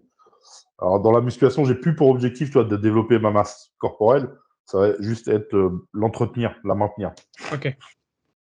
Ouais, donc ça va être des exercices plus spécifiques. T'as quand même un peu des exercices accessoires, poulies et tout, ou c'est vraiment que ça va être vraiment que des haltères. Non, c'est halter bar. En vrai. Les machines, c'est vraiment exceptionnel si on me voit dessus. Hein. Sinon, j'en fais pas. Ouais, si tu vas sur de la machine, c'est limite du cardio, quoi. Tu fais des séries longues. Ouais, c'est vraiment très rare. Mais vraiment très très rare que je fasse des machines. La plupart du temps, j'utilise que des barres et des haltères. T'as trouvé aucune machine dans des salles de sport que tu vraiment tu te dis, ah ouais, là, c'est lourd quand même, et ou c'est vraiment pour toi facile. Non, tout est facile. C'est C'est ça. tellement bien. La, la plupart des machines, en fait, tu vois, si elles sont à charge déjà guidée, ça va jamais bien loin en poids. Après, quand c'est des machines charge au libre, là, tu peux t'amuser un peu, mais sinon, les machines avec des plaques, là, non. Ouais, ouais, ouais, les fameuses où tu mets toi-même tes poids. Et, Bah euh, voilà. et du coup, maintenant, pour parler un peu la deuxième partie, on va dire, donc, tu as un sponsor dans le Strong, donc la fédération, elle te rémunère selon ce que tu fais, c'est ça? Alors, en France, non. La fédération ne nous rémunère pas. Par contre, à l'étranger, oui. Toutes les ligues professionnelles, ou quand tu fais des grands prix professionnels, euh, tu es rémunéré en fonction de ton classement. Donc, alors c'est-à-dire les autres pays ou alors c'est quand tu es dans d'autres pays que la France? Non, j'ai pas compris. Oui. Ok, En France, tu gagnes rien. ok. Donc ça veut dire que la fédération française ne te donne pas d'argent si tu gagnes en Non, France, mais te non. donne si tu gagnes dans d'autres pays. Non, c'est les organisations inter qui te donnent de l'argent. Ah, ok, d'accord. Ouais, donc ça veut dire que n'importe quelle organisation d'autres pays donnera de l'argent aux athlètes, sauf la France. Bah, en France, c'est pas de leur faute, hein, c'est juste qu'on manque de sponsors, on manque de partenaires. Donc ils font ce qu'ils peuvent déjà. La Fédé, on arrive à organiser des belles compètes. À chaque compétition, on a des équipements, toi, des fringues, etc. On a pas mal de dotations. Ils font venir voilà, des médias, des mecs qui montent des fringues, plein de choses. Donc ils font avec leurs moyens. C'est évident que si la Fédé avait plus de sponsoring financier, ils pourraient faire plus. Ouais, C'est pas ouais. le cas, mais quand je vais par exemple là ce week-end, je pars en Strongman Champions League en Hollande, c'est la Strongman Champions League qui paye mon voyage, qui paye mon hôtel et qui va me payer en fonction du classement que je vais faire. C'est la Strongman Champions League. Ah oui, d'accord. Donc c'est vraiment là. Ok, ouais. Mais c'est pour donner aussi envie aux gens de venir, je pense. C'est aussi ça un peu. Ah bah ouais, c'est même pas qu'un peu en fait. C'est par rapport au niveau français, c'est pas le cas, mais tu as beaucoup d'athlètes pour qui dans le monde c'est le métier en fait. Ils Ok. sont réellement professionnels. Moi, en France, souvent, quand je dis je fais des compètes pro, on me dit ah, tu vis de ça. Je dis bah non. Alors déjà, je suis pas parmi les meilleurs du monde. Si c'était le cas, peut-être ça serait différent. Mais il y a beaucoup d'athlètes dans le monde pour qui c'est leur métier. Donc quand ils vont en compétition, alors, ils y vont pour leur passion, le sport, mais aussi pour chercher leur salaire. Ah, parce que du coup, il y a donc les principaux mondiaux sont payés par la fédération, ils gagnent leur argent. Ah oui, ils ont. Alors certains ont des rémunérations de sponsoring, mais certains vivent par rapport aux dotations de leur compète. Donc, Ok. Ah s'ils oui, d'accord. font premier ou deuxième, troisième, tu vois, ils vont toucher de l'argent et ils vivent de ça. Alors après, tout dépend du niveau de vie, tu vois, parce que sur les compètes pro,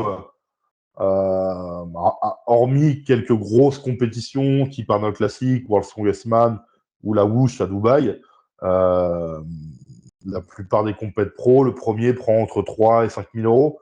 Et après, c'est dégressif jusqu'au sixième ou huitième. C'est évident qu'un mec qui vit, je sais pas, en Pologne, et qui fait une compète qui gagne 3 000 euros, ça n'a pas le même impact que si moi je gagne 3 000 euros par rapport au niveau de vie, tout Oui, simplement. ouais, c'est Moi, sûr. si je gagne 3 000 euros, c'est cool, ça améliore mon quotidien, je peux me faire un petit plaisir. Un mec qui vit en Pologne qui gagne 3 000 euros, il vit 3 4 mois avec ça. Ah, c'est vrai, je sais pas le niveau de vie là-bas. Ouais, Ouais, si, il y a beaucoup d'athlètes dans les pays de l'Est qui sont vraiment ils vivent de ça, c'est leur métier, parce que le coût de la vie chez eux est moins élevé que chez nous. Et du coup, les dotations, bah, elles sont les mêmes pour tout le monde. Donc, pour eux, c'est plus facile de vivre avec ça dans leur pays. donc du coup 3 4 000 euros, mais ça, c'est sur une compète. Donc encore, faut réussir à en gagner et en enchaîner toute l'année alors.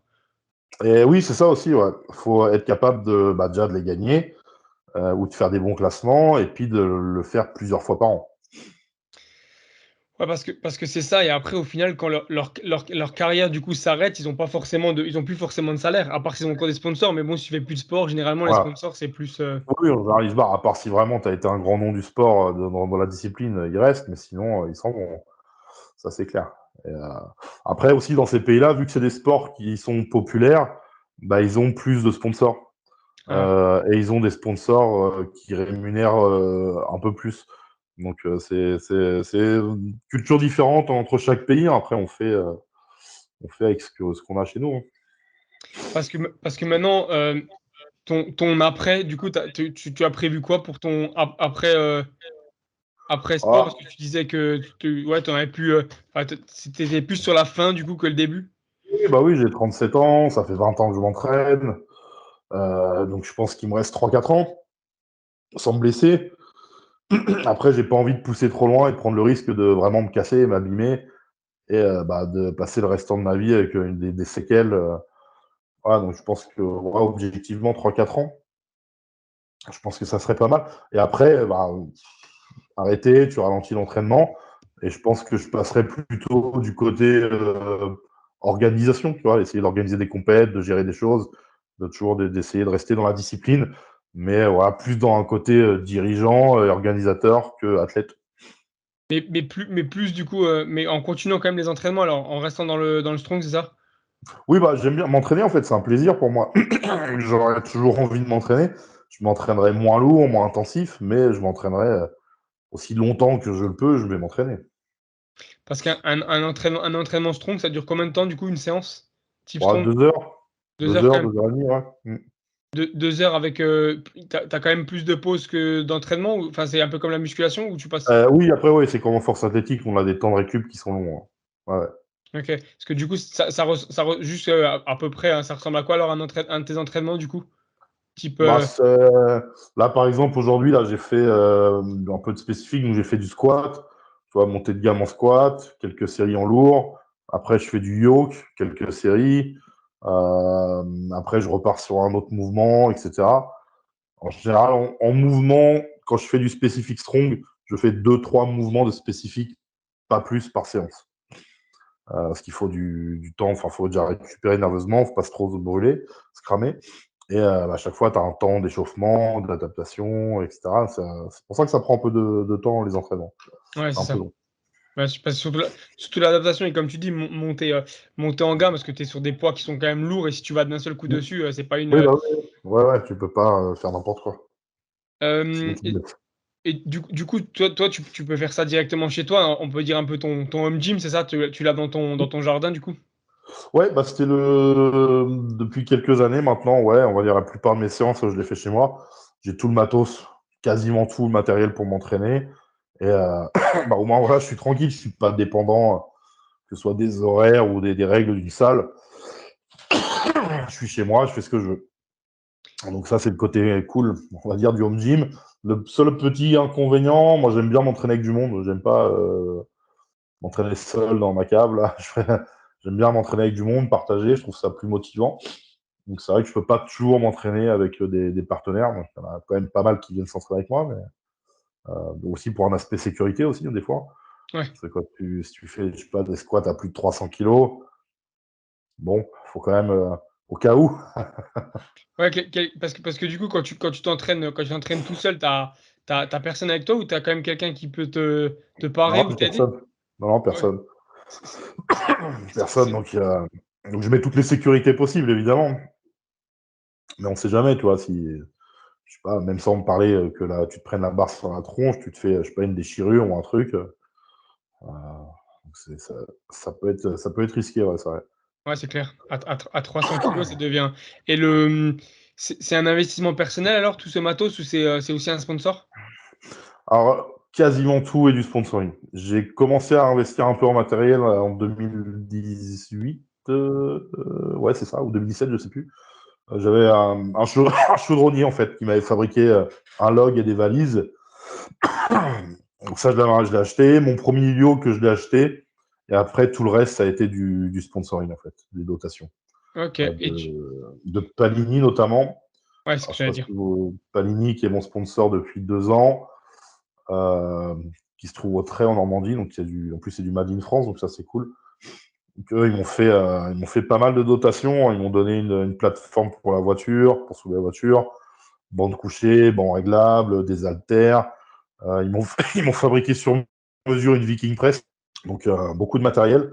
J'avais fait un partenariat aussi avec Metals Guys, qui est une Ouais. marque de République tchèque et qui fabrique du matériel essentiellement en bois. Donc j'ai deux logs en bois, un frame carry, etc. Donc ça, c'était pareil, des dotations de Metals Guys.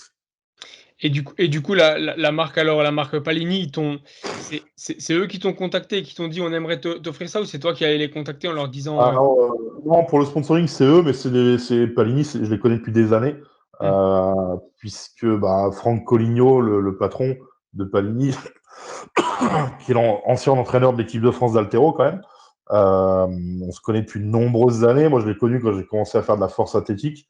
Et j'y achetais souvent à l'époque bah, les fameux maillots de force athlétique. Lui était revendeur de ça, donc je les achetais à Palini pendant de nombreuses années. Euh, et puis, bah, de fil en aiguille, on avait fait parfois des petits partenariats, des petits events comme ça ensemble. Et c'est il y a 2 ans ou 3 ans, je sais plus, ils m'ont contacté donc, pour me faire un contrat de sponsoring, donc un vrai contrat euh, de sponsoring avec eux. donc t'as un code promo chez eux, c'est ça, pour les gens? Ah oui, il y a un code promo. Et après, moi, tous les ans, en fait, j'ai un budget dotation, en fait, sur le matériel que je veux. Ok, ah oui, ils fonctionnent comme ça. Donc après, peu importe le nombre de gens qui commandent avec le code, toi, tu auras un nombre défini à la fin de l'année. Ok. Voilà, ouais. Donc là, ça fait 2 ans que j'ai eu des dotations. Et donc, bah, du coup, c'est bien parce que si on continue d'année en année, ça va étoffer de plus en plus mon home gym sur le matériel. Ouais, c'est clair. Surtout pour le futur, même si tu t'arrêtes. De toute façon, si jamais pour ceux qui nous écoutent et tout, qui veulent les codes, j'ai tout mis en tout est Mm. mis en description. Bon, au moment où on parle, pas forcément, mais par la suite, ce sera fait. Et Et, et du coup, ouais, c'est plutôt une bonne chose, que même pour moi, mon entraînement perso, c'est bien, mais aussi quand j'organise des séminaires, bah, ça me fait beaucoup de matériel. Quand je fais parfois du coaching ou de la prépa physique et je fais venir les gens chez moi. Donc ça, c'est aussi bah, pas mal d'avoir du sponsoring en matériel grâce à pour ça, quoi. ouais. Parce que du coup, tu fais aussi tu suis, pour ceux que ça intéresserait, par exemple, tu suis des élèves en strong alors? Alors, en strong, très peu. Il y a des gens que je suis, alors, par exemple, du suivi, pour qui je fais des programmes. Euh, Après, j'ai des gens que je suis en prépa physique plutôt, des rugbyman, et j'ai des pilotes moto, Ok, des mecs qui font des courses de moto, là, Jimmy Kettel qui fait les 24 heures du Mans moto. Euh, et donc, je fais sa prépa physique.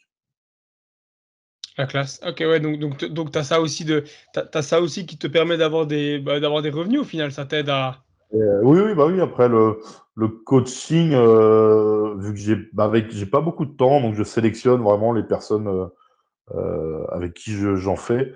Je suis pas très fan du distanciel, moi. Euh, pour moi, coaching, c'est être présent. Donc j'ai un peu de mal à faire. Je sais que beaucoup me disent je devrais me lancer et faire du coaching en distanciel, que ça marche très fort, mais j'ai un peu de mal avec ça, le distanciel. Ouais, c'est une habitude à prendre, c'est un peu. Enfin, Ouais, c'est une habitude, mais j'ai toujours l'impression que je me dis que finalement, c'est pas réellement du coaching, quoi. C'est vendre un programme à distance, donc ça, ok, mais c'est pas pareil, quoi. Je trouve, j'aime bien quand même avoir le contact avec la personne, échanger, c'est un peu différent. ouais, c'est sûr. Peut-être qu'un jour, je vais m'y mettre, parce qu'on me le demande souvent, mais on me le demande souvent, donc peut-être que je vais essayer de m'y mettre. Parce que les gens te le demandent alors du coup en strong alors spécifique ou quoi? Ouais, souvent, ouais, du strong ou de la force. Des gens, parfois, juste entraînement, musculation, ils veulent prendre du poids, etc. Oui, ça arrive souvent sur le réseau qu'on me demande ça, hein. Ah bah c'est toujours une bonne chose. Généralement, quand il y a un engouement et une demande, c'est que les gens derrière sont. Puis c'est Oui, toujours oui, une bonne oui. chose. Ça fait. Après, il faut le faire avant tout par passion, mais j'ai l'impression que c'est le cas. Ouais, Donc ouais, après, faut juste que, là, que j'arrive à me mettre sur cet aspect distanciel du coaching voilà, faut que je me mette dessus. J'en fais un peu des fois, mais c'est pas ma principale activité pour le moment. Ouais, bah après, c'est sûr que commenter un mouvement en vidéo, faut prendre l'habitude. Il faut être sûr que la personne le filme bien aussi et tout. C'est pas évident de, pardon, ouais, de prendre l'habitude, quoi. Donc, ouais. Donc après, il faudrait que j'ai plus de temps aussi. Est-ce que l'aspect formation dans mon travail me prend maintenant, on va dire 60-70% même de ma profession, c'est ça, c'est de former les futurs coachs. Donc ça prend pas mal de temps aussi. Donc, ah oui, ouais, donc c'est ce qu'on disait. Du coup, c'est ce qu'on disait en off. En fait, ouais, tu formes les futurs BPGEP, c'est ça? Ouais, ouais, voilà, je suis formateur alors dans plusieurs centres de formation. Je suis même coordinateur de formation maintenant, donc je gère les formations sur les BPGEPS AF, donc celui pour être coach, et également sur les BPGEPS APT, donc c'est des BPGEPS pour devenir animateur sportif, toute discipline. C'est un diplôme que tu as personnellement? Alors moi j'ai le BP, alors pas AF, j'avais l'ancien, j'ai le BP AG2F. H2F. Euh, Après, moi j'ai pas fait que ça, j'ai fait un DU de prépa physique à Bordeaux. Et ensuite, j'ai fait un DE de perfectionnement sportif à l'INSEP, à Paris. Et c'est une. T'as postulé du coup pour faire ça? Ou ils sont venus te chercher aussi? Non, t'as postulé pour devenir formateur de BP du coup? Alors, non, c'était un peu le hasard en fait, parce que c'était pas à la base ma vocation de devenir formateur. C'est juste qu'en 2010 ou 11, je sais plus, sur mon dernier diplôme, mon DE, quand j'étais à l'INSEP, j'ai un de mes formateurs qui est parti, lorsque moi j'ai eu mon diplôme, et du coup, bah, les dirigeants de cette école-là m'ont proposé de prendre sa place. Donc au début, c'était juste des cours spécifiques musculation, donc ils se sont dit, bon, bah, on a un gars qui fait de la force athlée, c'est plutôt bien. Donc ils m'ont pris avec ça.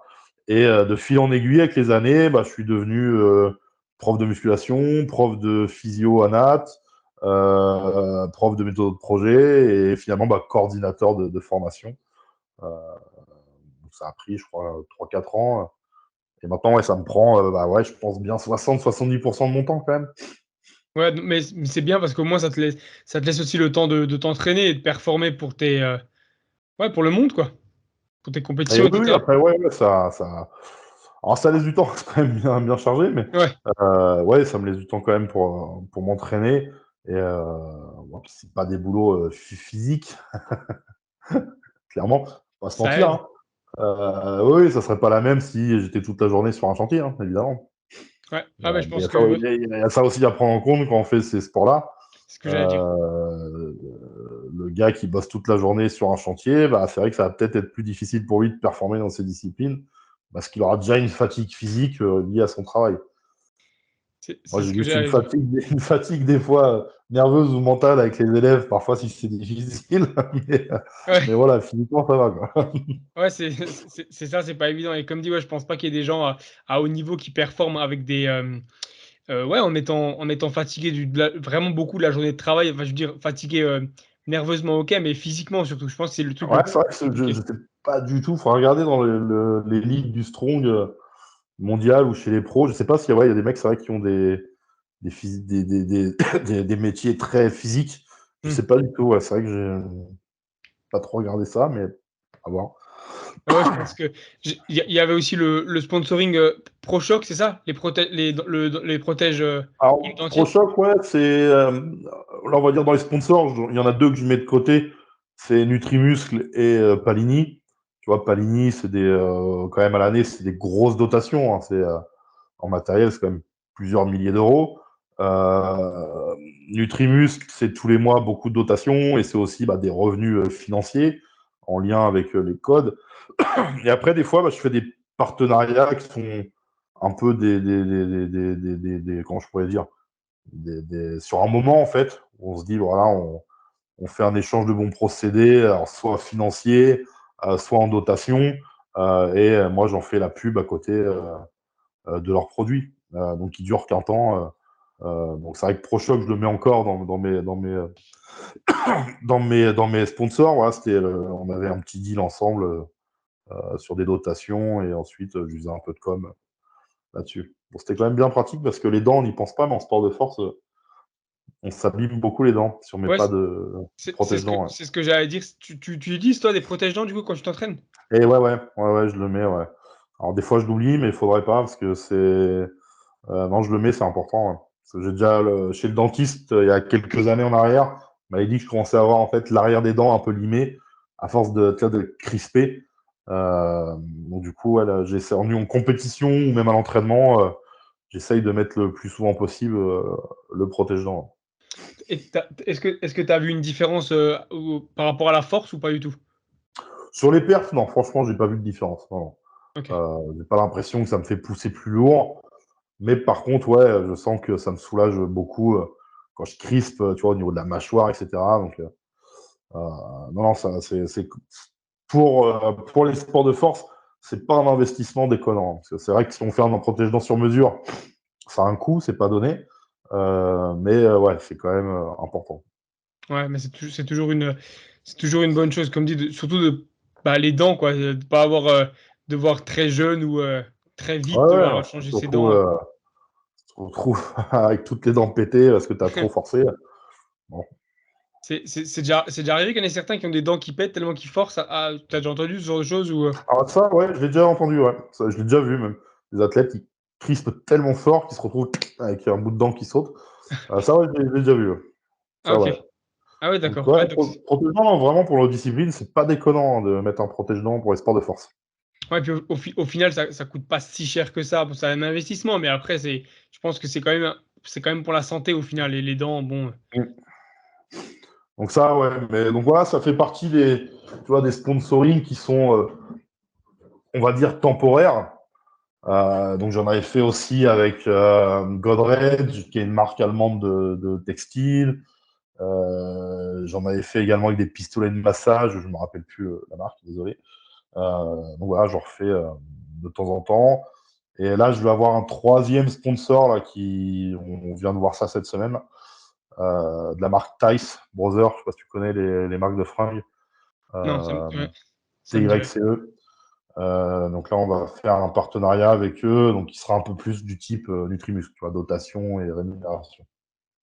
Et à chaque fois, du coup, c'est des produits que tu utilises alors en partenariat ou c'est vraiment ça t'arrange et tu te dis. Non, non, ouais, par contre, ouais, non, j'essaye enfin, je fais ça à chaque fois. Si je fais un partenariat, c'est vraiment des choses que je vais moi utiliser et que je trouve qualitatives. Parce que derrière, je sais que c'est les gens, ma communauté au final, les gens qui me suivent, qui vont potentiellement les acheter. Donc si je leur vends de la merde, on va peut-être pas, peut-être pas être content. Donc non, non, j'essaye de toujours trouver des choses qualitatives, si possible du Made in France. Voilà, c'est des choses qui me tiennent à cœur. Donc, je refuse pas mal de choses. Hein. Je refuse beaucoup de trucs.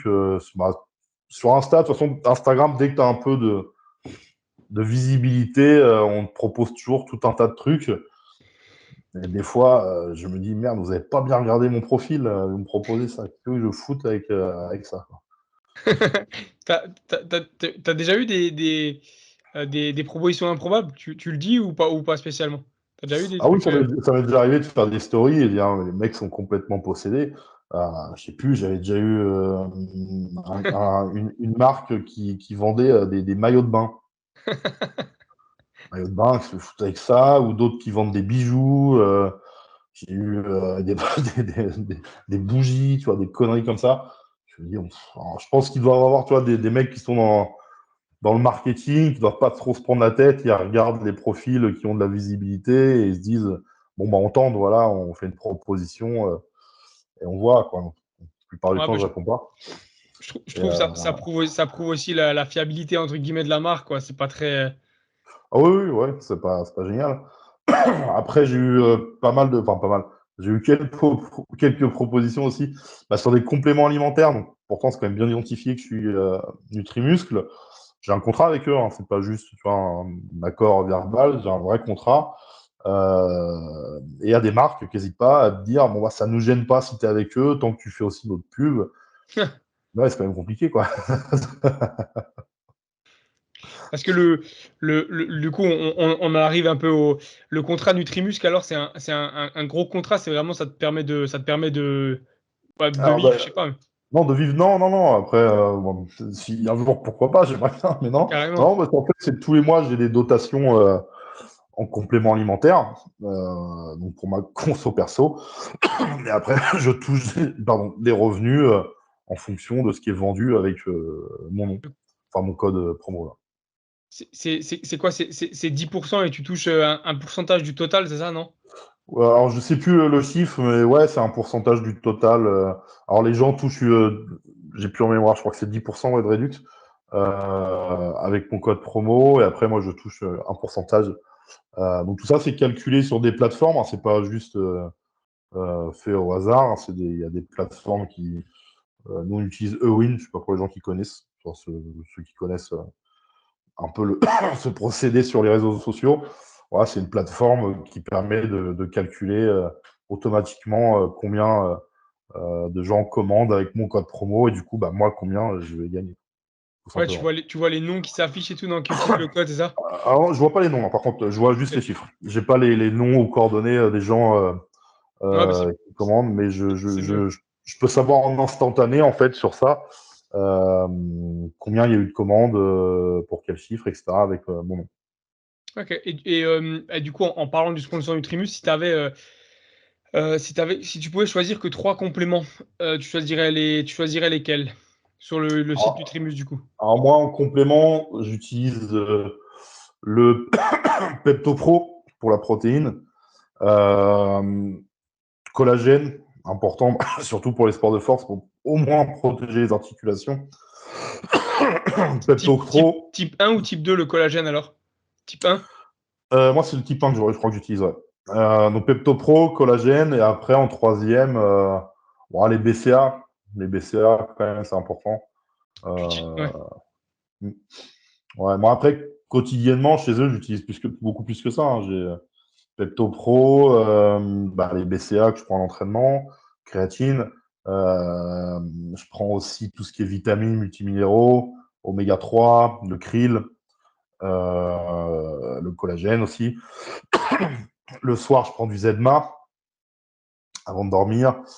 Et après, de temps en temps, ça m'arrive de prendre certains produits juste de façon temporaire. Ouais, test. Ouais, donc c'est vrai que ça fait une grosse quantité de compléments alimentaires.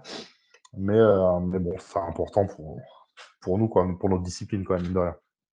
Donc ouais, du coup, si t'avais trois, alors, trois à recommander en priorité, ce serait alors le Pepto Pro, les BCA et le collagène. Ouais, moi, ça serait ceux-là les plus importants pour moi. Un goût particulier pour les BCA ou pas spécialement? Il y a des goûts? Alors non, chez Nutrimuscle, en fait, il y a, à part les protéines, où il y a des goûts, Mhm. sinon tout ce qui est BCA, tu vois, créatine, Ouais. vitamines, etc., c'est neutre, et après, t'achètes les arômes. Chez Nutrimuscle, tu as les arômes que tu peux mettre avec. Ouais, bah, généralement, ouais, quand il n'y a pas vraiment de goût, c'est toujours un Ouais, gage de donc, qualité supplémentaire. Ouais. donc du coup, ouais, moi, je prends arôme fraise, chocolat, les trucs basiques, tu vois, et je mets mes BCA et mon Pepto Pro avec ça. Ok. Ouais, parce que comme dit, c'est quelque chose de plus naturel. Et du coup, j'avais une question quand même que je ne l'ai pas posée, mais dans ton alimentation, tu essayes d'avoir des aliments le moins transformés possible ou tu regardes pas forcément Alors, j'essaie d'avoir le plus de qualité possible, Ok. quand même. Hmm. Euh, J'aime bien manger, j'aime bien la bonne viande. S'il y a des véganes qui nous regardent, faut pas parler de bouffe avec moi. Vous allez pas être bien. T'as Euh, jamais été invité t'as jamais été invité chez Baptiste Marchais? si, Ah si. oui, hein? C'est parce que je me L'une disais. de, l'une de ses premières, je crois que je dois être son deuxième repas de seigneur, il me semble que c'est moi. Euh, on avait fait, bon, il y a quelques temps maintenant. Donc, moi, il m'avait fait des ribs, il m'avait fait une grosse pièce de bœuf. Il Ouais, et est, en plus, il cuisine super bien. C'était. il est 22h36, j'ai mangé mon petit repas là. J'ai pas tellement de calories dans la journée, j'avoue que là, ça me donne faim là. Non, non, c'était super bon. Il nous avait fait. Qu'est-ce qu'on avait fait? Moi, je suis pas trop fan pourtant de tout ce qui est haricots rouges, tout ça. Et là, il nous avait fait des haricots rouges qui avaient cuit en fait dans le jus de la viande. Ah ouais. C'était Ah oui, je me c'était rappelle. magnifique. C'était Je crois que je me ah rappelle cette ouais, vidéo. sublime. Et non, je suis reparti de chez moi. J'avais la glotte qui trempait, là, j'en pouvais plus. J'étais rempli. Ouais, Et, mais sa ce qui est femme bien. avait fait des petits muffins, sa femme, super bon. J'en ai mangé 2, je pouvais plus. J'étais plein. Ce qui est bien, c'est que au moins tu fais un repas, tu as tes calories pour la journée, quoi. Ah ouais, là, oui, ouais, au niveau calories, on ne devait pas être mal, là. En plus, non, vraiment, sans rigoler, il fait super bien à manger. C'était super bon. Ils nous avaient fait des ribs. Je crois qu'elles avaient été fumées. Est-ce qu'il a un fumoir, un barbecue fumoir, la Texan. Je crois qu'il avait fumé ça pendant 7 ou 8 heures. Et la pièce de bœuf, il l'avait fait fumer pendant 11 heures. Donc voilà, la pièce, tu mangeais ça comme ça. C'était Je, je vraiment très mettrai, bon. je mettrai le lien de la vidéo si jamais en description pour ceux qui veulent aller voir, ouais. Ouais, avec Baptiste, j'avais fait celle-là et j'avais fait aussi une vidéo avec Baptiste et Tengo où on racontait nos pires messages Instagram. Ah oui, c'est ça. Celle-ci, je l'avais vue, oui, je me rappelle. Ouais, Ouais, ouais. ça fait partie du jeu aussi pour les gens qui nous écoutent. Quand on commence à être un peu connu sur les réseaux sociaux, il y a plein de choses positives, des encouragements, des partenariats qui peuvent se développer, mais aussi il y a tout un tas de tarés qui nous regardent et qui nous envoient des messages à la con. Donc, c'est assez drôle des fois, ou inquiétant quand même, parce qu'on se dit merde. Ouais, inquiétant, ouais, qui sont prêts à faire des dotations pour des choses pas très, pas très, très saines. Il y a des Ouais, mecs qui sont possédés. Hein. ouais, ouais, c'est clair. Ouais, ouais. Ça vaut mieux. On laisse ça aux gens qui vivent à Dubaï, là, on entend pas mal de choses bizarres en ce Ouais, moment. j'ai entendu ça. J'ai entendu ça. Ouais, ouais, j'en avais parlé avec un gars qui habite à Dubaï, mais on va pas reparler de ce sujet-là, c'est assez spécial. Euh, Après, t'as YouTube aussi? Tu touches quelque chose avec Et oui, YouTube ou c'est vraiment. oui, oui, alors, je touche quelque chose. Ma chaîne est monétisée, donc je commence à avoir des petits, mais vraiment très petits revenus YouTube. Et ça, par contre, ouais, je vais essayer de le développer de plus en plus. Ce qui... Moi, tu vois, je suis parti un peu de la génération, j'arrive à 37, 38 ans, où quand on a vu YouTube arriver, on s'est dit, c'est quoi cette merde? Euh, Quand j'allais dans les salons de musculation, je voyais un attroupement autour de gens, je savais pas qui c'était, ils faisaient pas de compète, pour moi, c'était des inconnus. Et finalement, bah, je me suis aperçu, notamment bah, grâce à Thibaut Inchep, quand il est venu chez moi faire une vidéo, C'est ça, ouais. de l'impact que ça avait et bah, du potentiel que ça avait aussi derrière sur ce que ça pouvait apporter. Euh, Même sans parler, tu vois, d'aspect financier ou dotation ou quoi que ce soit, mais juste de l'impact que ça peut avoir par rapport à ta discipline, Ouais. d'en faire la promotion, de la développer, etc. Et ça, je pense que ça, pour moi, c'est vraiment important. Et c'est pour ça aussi que je vais essayer de développer de plus en plus ma chaîne YouTube et de faire de plus en plus de vidéos pardon, sur le strong qualitatives pour justement en faire la promo, essayer de montrer une bonne image de cette discipline. Et ça, je pense que ça va être un bon outil YouTube. Donc, j'arrive à mon petit niveau. Hein. J'ai quand même certaines vidéos à 92, 13 000 vues, je crois. Ah, mais C'est pas mal. bah ouais, clairement, c'est très très bien. Mais après, est-ce que tu penses que t'as été médiatisé un peu par le hasard ou t'as aussi fait en sorte de pouvoir. T'as mis en place des réseaux, ce genre de choses? YouTube, par exemple, tu l'avais déjà avant Thibaut InShape ou tu l'as mis en place Alors après? oui, je l'avais déjà, mais je l'utilisais pas. Ok, Je l'utilisais pas du tout. Et on va dire, j'ai vraiment commencé à l'utiliser il y a un an. C'est il y a un an où j'ai commencé vraiment à faire des vidéos qualitatives, bien construites, etc. Avant, tu vois, je me filmais à l'entraînement, je balançais ça sur YouTube, et puis voilà. Donc il y avait rien, il n'y avait pas de recherche, pas de construction derrière.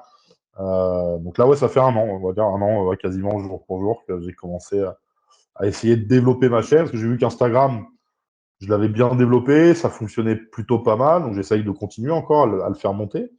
Mais voilà, YouTube, je pense que c'est un outil vraiment intéressant. J'ai essayé TikTok, mais j'accroche pas du tout. c'est Ah, spécial. ouais, j'accroche, j'ai vraiment du mal avec ce réseau. J'ai l'impression. La communauté et les gens dessus sont vite à juger et c'est totalement différent, je trouve. Ouais, ça n'a rien à voir.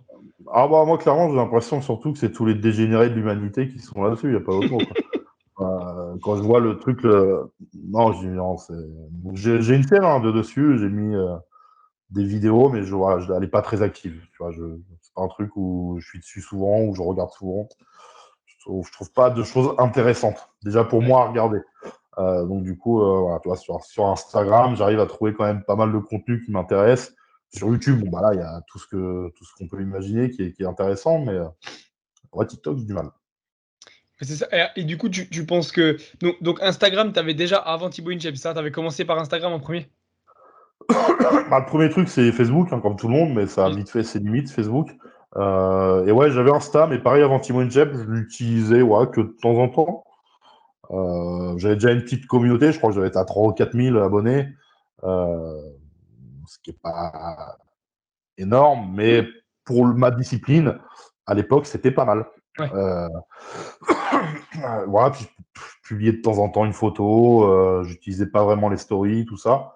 Et ouais, quand Thibaut Inchep, ouais, il m'a fait quand même passer un cap au-dessus très vite. C'est ce que j'allais dire. Je pense qu'il t'a aidé. Mais bon, la vidéo, au moins, elle était recherchée. C'était vraiment, voilà, expliquer le sport, la discipline, ce que tu mangeais et tout. Mais il t'a découvert comment, du coup, Thibaut InShape? Parce que du coup, tu n'étais pas Ah bah, trop il m'a sur dit les en fait, réseaux. il avait déjà fait des vidéos avec des Strong, il avait fait une vidéo avec Cyril Bougeot, qui avait été l'homme le plus fort du France avant moi. Il avait fait une vidéo également avec Thibaut, enfin Titi Strongman, plus connu sur Ah oui. son nom sur les réseaux. Et en fait, ça faisait des années qu'il n'avait pas fait de show sur les Strong, il voulait refaire ça. Et donc, du coup, il m'a dit j'ai juste tapé sur Google homme le plus fort de France. Euh, je venais de gagner mon premier titre. Ouais, c'est ça, premier titre en 2019. Et c'est comme ça qu'il m'a trouvé, en fait. Ah, la grande classe. Cool. Parce que j'ai eu. 2019, j'ai eu de la chance. Alors, pourquoi, comment ça a fonctionné, je ne sais pas du tout. Mais c'était la première fois, même la première fois, je crois qu'en France, où un Strong pour un titre avait autant de médias. Tu vois, d'habitude, dès que je faisais une compète ou un truc, j'avais toujours les médias locaux. Alors chez moi, il y a le Paris-Normandie, il y a la Dépêche, j'avais France 3 Normandie de temps en temps qui faisait des trucs avec moi. Pardon. Mais j'avais jamais eu autant de choses, donc je me retrouvais, je crois que sur cette année-là, dans les mois qui ont suivi, j'ai fait RMC, j'ai fait France Bleu, mais national, France 3 national, j'ai fait le Parisien, j'ai fait quelques apparitions dans l'émission le QG de Guillaume Play, j'ai fait Ah Magazine oui. GQ. Ouais, j'avais vraiment eu. Je sais pas pourquoi, parce que j'ai pas de mon fait, j'ai pas contacté ces gens-là. J'ai juste fait mon réseau habituel de la presse locale. Euh, je sais pas, ça a eu un effet boule de neige, bah, plutôt positif, parce que j'ai eu pas mal de gros médias qui se sont intéressés à mon Ok. titre et à ma discipline. Et donc, bah, Thibaut Inchep sur Google m'avait trouvé facilement grâce à ça. Donc, ce qui est plutôt positif, parce que moi, ces médias-là que j'avais eu en contact, je les ai gardés, forcément. L'aspect contact est toujours important. Et ce qui fait que dès que je fais un événement ou quelque chose, je peux communiquer avec eux sur ce que je fais. Donc ça, Ouais, c'est plutôt une bonne chose. c'est Mais parce que, ouais, c'était parce plutôt que, le hasard. Ça. Je sais pas pourquoi, comment, mais ça a bien fonctionné. parce que du coup, tout ce qui est le QJ, etc., c'était avant Thibaut InShape, c'est ça? Avant et après, il y a eu Euh, encore. le QG, je sais plus en délai.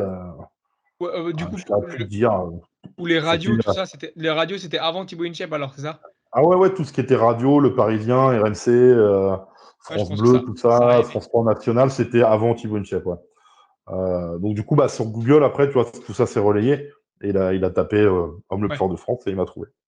Ah bah après, c'est clair, je pense qu'aussi le fait de voir que tu avais déjà fait des radios, des vidéos, tu avais YouTube, il a dû se dire, bon, bah, c'est quelqu'un qui a quand même l'habitude d'un minimum de la caméra, donc ce sera toujours plus simple, donc ça a aidé encore plus après. Ouais, je sais pas si ça a joué. Je pense qu'il voulait juste le champion de France de la discipline.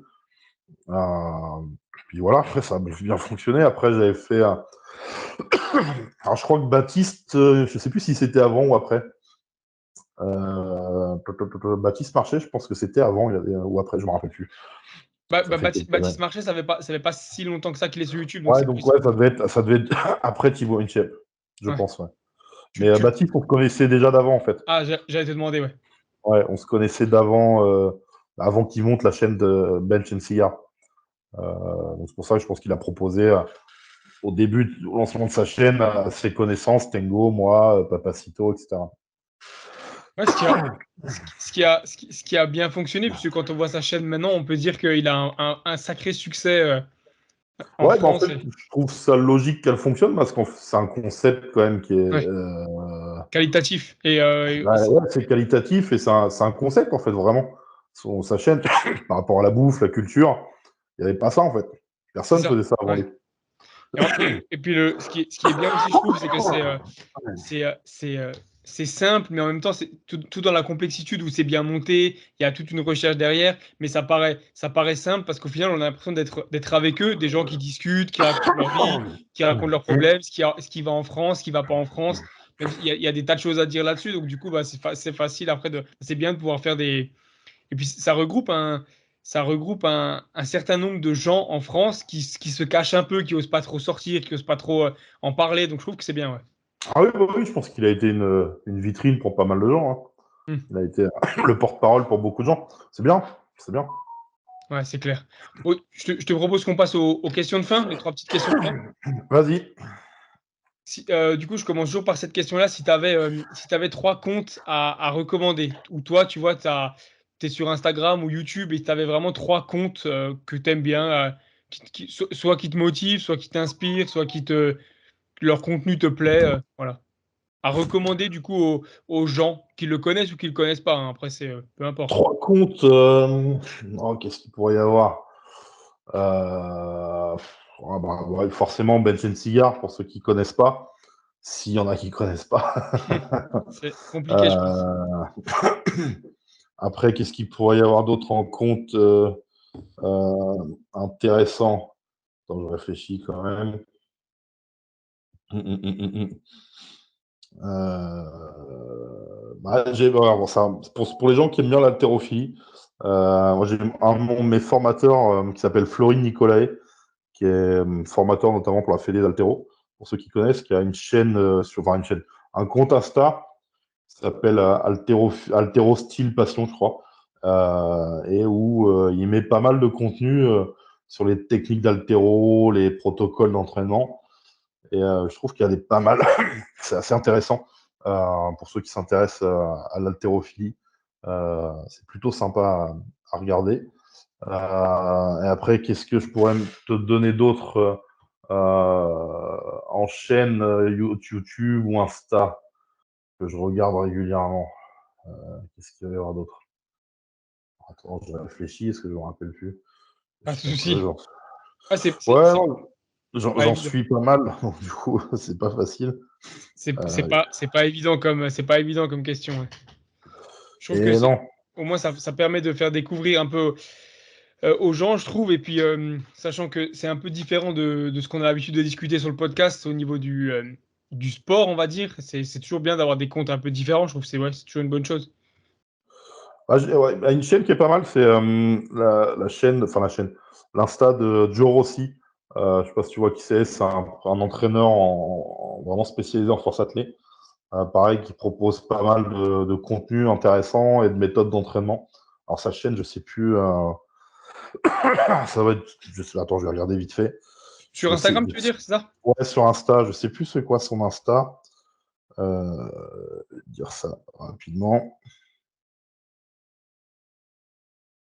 Ouais, comme dit, ça change un peu. C'est des Ouais, noms c'est Rossi Power System, Joe Rossi.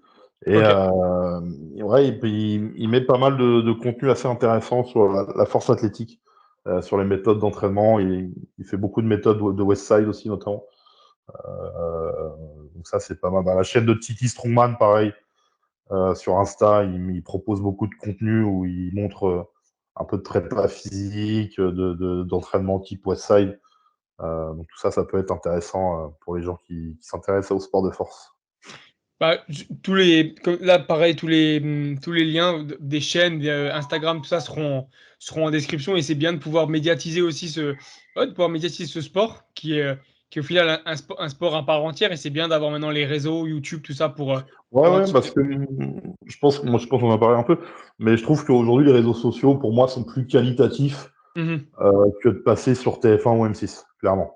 Il y Ouais, et puis en a... plus, on peut porter un message qui est clair sans être coupé par potentiellement des gens Bah, qui le voilà, touchent derrière. tu peux choisir toi ce que tu dis en fait. Et, Exactement. parce que pour en avoir fait l'expérience, moi j'ai déjà fait des émissions sur des télés, etc. Bah, au final, alors, sur le moment, ça te fait une petite visibilité, mais qui est éphémère en fait. Il y a rien de durable. Euh, donc tu vois, la plupart du temps maintenant, moi, on me propose des choses en télé, je refuse parce que je trouve que c'est pas qualitatif. Je trouve que derrière, on va grande chance qu'on va se foutre de ta gueule Exactement. et ça va rien t'apporter, que ce soit en aspect communication sur ta discipline ou toi ou financièrement ou quoi que ce soit. La plupart du temps, je refuse. Toi, on m'a déjà proposé pas mal de grosses émissions, hein. Mais ouais, je refuse. Je trouve que c'est pas qualitatif pour moi. C'est pas intéressant. Bah, et surtout, c'est comme dit, la post-prod derrière, tu sais jamais comment ils vont. S'ils ont envie de te faire passer pour quelqu'un qui comprend rien et qui est Oui, bête, ils oui, peuvent le faire voilà, sans quoi. problème. C'est ça. Et on C'est, l'a souvent vu sur on l'a souvent vu sur les bodybuilders, les machins comme ça. Souvent, c'est bon, ils ben, te les font passer. ouais, voilà, j'ai un ami, moi, qu'on a fait les frères il y a quelques années. Il avait fait une émission avec Hanouna. Il m'a dit, bah, j'ai pris cher, quoi. Pendant une heure, ils se sont foutus de sa gueule. Ah ouais, il est passé à la télé. Ouais.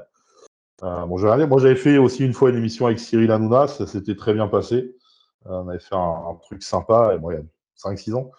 Euh, mais tu vois, derrière, ça apporte pas grand-chose. Hmm. On m'a proposé plusieurs fois Ninja Warrior. Ah ouais. La fille de la prod, j'ai dit, ouais, ok. Moi, tu me donnes tes infrastructures avec des potes, on se fait un apéro, on va se marrer. Mais me filmer, tu sais très bien que dès le premier truc, je vais me casser la gueule. Donc, c'est quoi l'intérêt?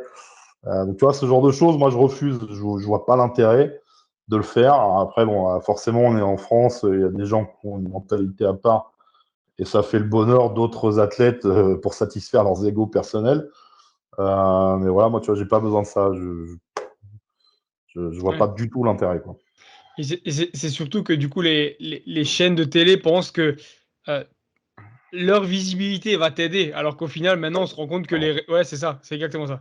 Parce plus qu'en plus, maintenant, non, non. ils te payent pas pour ça, ils te proposent gratuitement, viens, et puis ouais, c'est ça, Ah voilà. oui, oui, bien sûr. Ouais, ouais, parce qu'ils sont.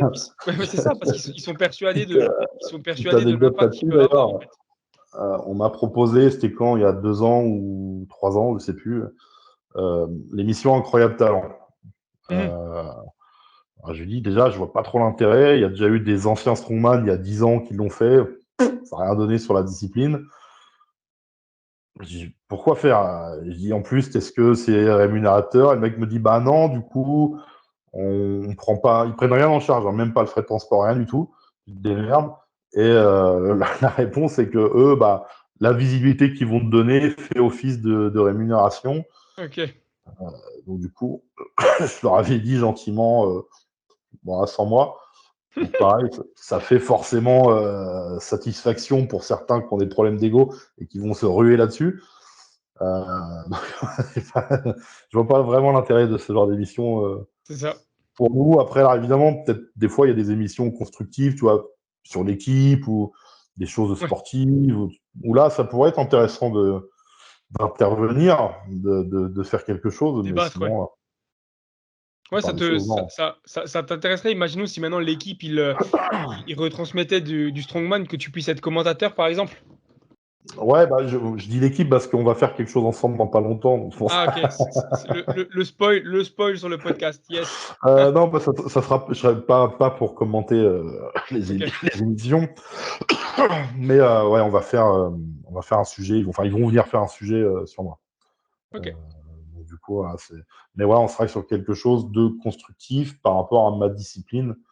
On va pas être dans une émission de télé-réalité ou Ça, ce ça genre t'in- de ça choses. t'in- ça- ça t'intéresserait pas, non, une émission de télé-réalité? Les apprentis aventuriers ou un truc. Bah, Collant- juste qu'il me le propose, déjà, je le prendrais extrêmement mal. un Koh-Lanta ou un truc comme ça, non?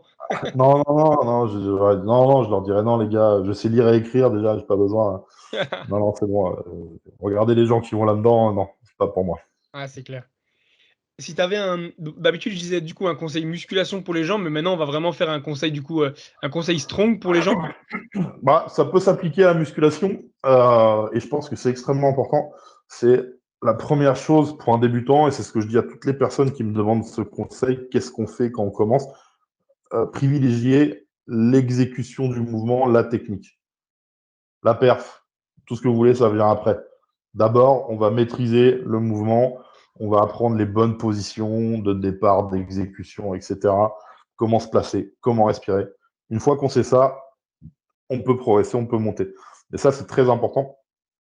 Parce qu'on le voit en coaching ou je le vois en formation, des gens qui ont acquis un mauvais schéma corporel, qui ont acquis une mauvaise exécution de mouvement, se blessent plus facilement, performent moins, et c'est beaucoup plus long en fait de faire le chemin inverse. Donc du coup, voilà, il faut vraiment les débutants privilégier voilà, l'exécution du mouvement, entourez-vous bien de bons coachs, de bonnes personnes pour vraiment faire les choses correctement. Et justement, ça c'est une chose, je suis vraiment d'accord avec toi, et on le voit de plus en plus sur les réseaux actuellement, que on cherche à faire de la perf plus qu'autre chose, on cherche à passer les plus gros haltères de la salle, même quitte à faire une répétition, c'est vraiment aller chercher les 60, faire une répétition, on est content, des fois le mouvement il est pas top, et en plus je trouve que déjà tu perds du temps. Concrètement, tu perds du temps à essayer de faire des choses qui vont pas forcément t'apporter, où tu auras plus un bénéfice-risque qui sera bien plus important que le bénéfice tout court, quoi. Tu feras plus de chances de te blesser que de gagner du muscle. Et au final, quand tu commences à t'en rendre compte, il y a des années qui sont passées, ton mouvement, il est toujours Ben pas ouais, c'est top. ça. Et en plus, t'as acquis aucun schéma neuronal donc, entre tes muscles et du coup ton mouvement. Et quand tu commences enfin à t'y mettre, bah, tu régresses un poids monstrueux qui, la plupart des gens, n'arrivent pas. Parce qu'en fait, ils sont tellement obstinés à laisser leur poids au max, au max, au max, que quand en fait ils se rendent compte qu'il faut qu'ils enlèvent des fois 40 kilos pour faire un mouvement propre, bah, ils préfèrent se dire non, tant pis, je garde mon mouvement dégueulasse et puis je reste comme ça, quoi. Ah ouais, c'est ça. Donc ça, vraiment, pour les débutants, c'est important. Ouais, surtout pour les débutants. Après, même ça s'applique au final même aux plus confirmés, hein. Faites en sorte Oui. d'avoir un mouvement le plus propre possible. Ouais. Après, une fois qu'on a l'expérience, on arrive à normalement moins se blesser, mais ça veut rien dire, quoi. Si tu avais un conseil, c'est un bon conseil en plus, très bon conseil. Si tu avais un conseil business maintenant pour les gens, dernier conseil. Business. Ça, c'est pas facile. Non, Je suis pas spécialiste en business. Après, est-ce que tu t'es fait je peut-être pense arnaquer ou tu t'es fait avoir, un truc que tu dirais les gens faites attention, ou je sais pas, ou non? non, je me suis jamais fait arnaquer sur les réseaux ou business, quoi que ce soit. J'ai envie de dirais plutôt faites ce qui vous passionne, faites ce que vous aimez. Et après, si derrière ça doit déboucher sur du business ou etc., ça viendra. Après, il faut provoquer la chance, évidemment. Si tu restes le cul dans ton canapé, ça va pas marcher. Faut parfois provoquer la chance pour que ça arrive. Mais en général, quand on fait des choses correctement, avec passion, Ouais, c'est déjà ce que plus je veux dire. facile. Et essayer de développer ce que vous aimez plutôt que dans votre tête d'avoir comme objectif premier de gagner de l'argent sans savoir comment, en fait, et pourquoi. Ouais. Tu penses qu'il faut faire les choses avant tout par passion avant de chercher l'argent? Vraiment faire un truc qui plaît, Oui, oui, par je pense, passion, ouais, parce qu'après, t'arrêtes trop vite si ça marche pas. tu vois, tu vas t'épanouir plus et ça devrait déboucher sur quelque chose si c'est bien fait. C'est ça. Que de Ouais, chercher, que forcément, pas forcément l'argent ou de chercher que la visibilité ou autre chose. ouais, je suis d'accord. C'est un très bon conseil pour finir ce podcast. Bon, en tout cas, je suis content d'avoir repris avec comme dit, un invité de qualité. Ça change un peu, mais la mentalité au final est la même. Le sport, l'essentiel, c'est voilà, c'est de se dépasser, faire les choses par passion. Je trouve que c'est un beau message de fin pour les gens qui nous écoutent. Et ouais, bah, en tout cas, je dis toujours, je te laisse le mot de la fin, mais au final, je finis toujours. Alors, du coup, si tu veux, je te laisse le mot d'avant-fin avant de faire les au revoir et les sorties de Non, scène. merci pour l'invitation, pour ça. Et Avec plaisir. puis, écoutez, merci aussi aux gens qui nous écoutent et nous soutiennent, hein. Mais d'ailleurs, c'est grâce à vous qu'on est là, tout simplement. Donc voilà. Et puis, force à tous. Force à tout ça, c'est ça. Ouais, en tout cas, je te remercie pour du coup, ta passion et puis ouais, tu dis les choses vraies, tu caches rien. Donc, on va dire ta façon de parler et ton franc-parler, même si t'as pas non plus déballé des choses incroyables, on va dire. T'as pas balancé des noms ou quoi. Donc, En tout cas, c'est top. Non, parce que donner des noms, c'est leur faire de la pub. Exactement. Je pense que je pense que c'est le meilleur truc possible. Bah, merci à ceux qui nous ont du coup écoutés, regardé, ceux qui ont fait les deux. Les liens seront en description. Allez suivre du coup les chaînes qu'on a mis, hein, que ce soit la tienne ou les chaînes que j'ai pu mettre, Bench and Cigar, pardon, pour ceux qui connaissent pas. Euh, je Bah, le pour la dis mienne, c'est pas compliqué. Moi, c'est Aurélien Strongman, que ce soit Insta ou YouTube, c'est pareil. exactement. Voilà, comme ça c'est bien. Moi, bah, du coup, tout sera en description. Et puis, bah, mettez un petit, je sais pas, un petit j'aime ou un petit commentaire, histoire de dire que vous êtes passé ou d'encourager au moins. Si c'est sur Spotify, je sais jamais si on peut mettre un j'aime ou pas sur Spotify, mais si vous êtes passé, essayez de mettre un truc qui prouve un j'aime, un j'adore, peu importe, je sais pas. Ça fait toujours plaisir et puis ça permet de faire grandir la communauté et de faire découvrir un maximum de choses aux gens parce que le but, c'est voilà, de prouver qu'il n'y a pas que le sport dans la vie, il y a plein d'autres choses et c'est ce qui me plaît dans ce podcast. Donc voilà, content que ça t'ait plu, merci d'être venu et Ok, merci à tous. Ciao tout le monde! salut.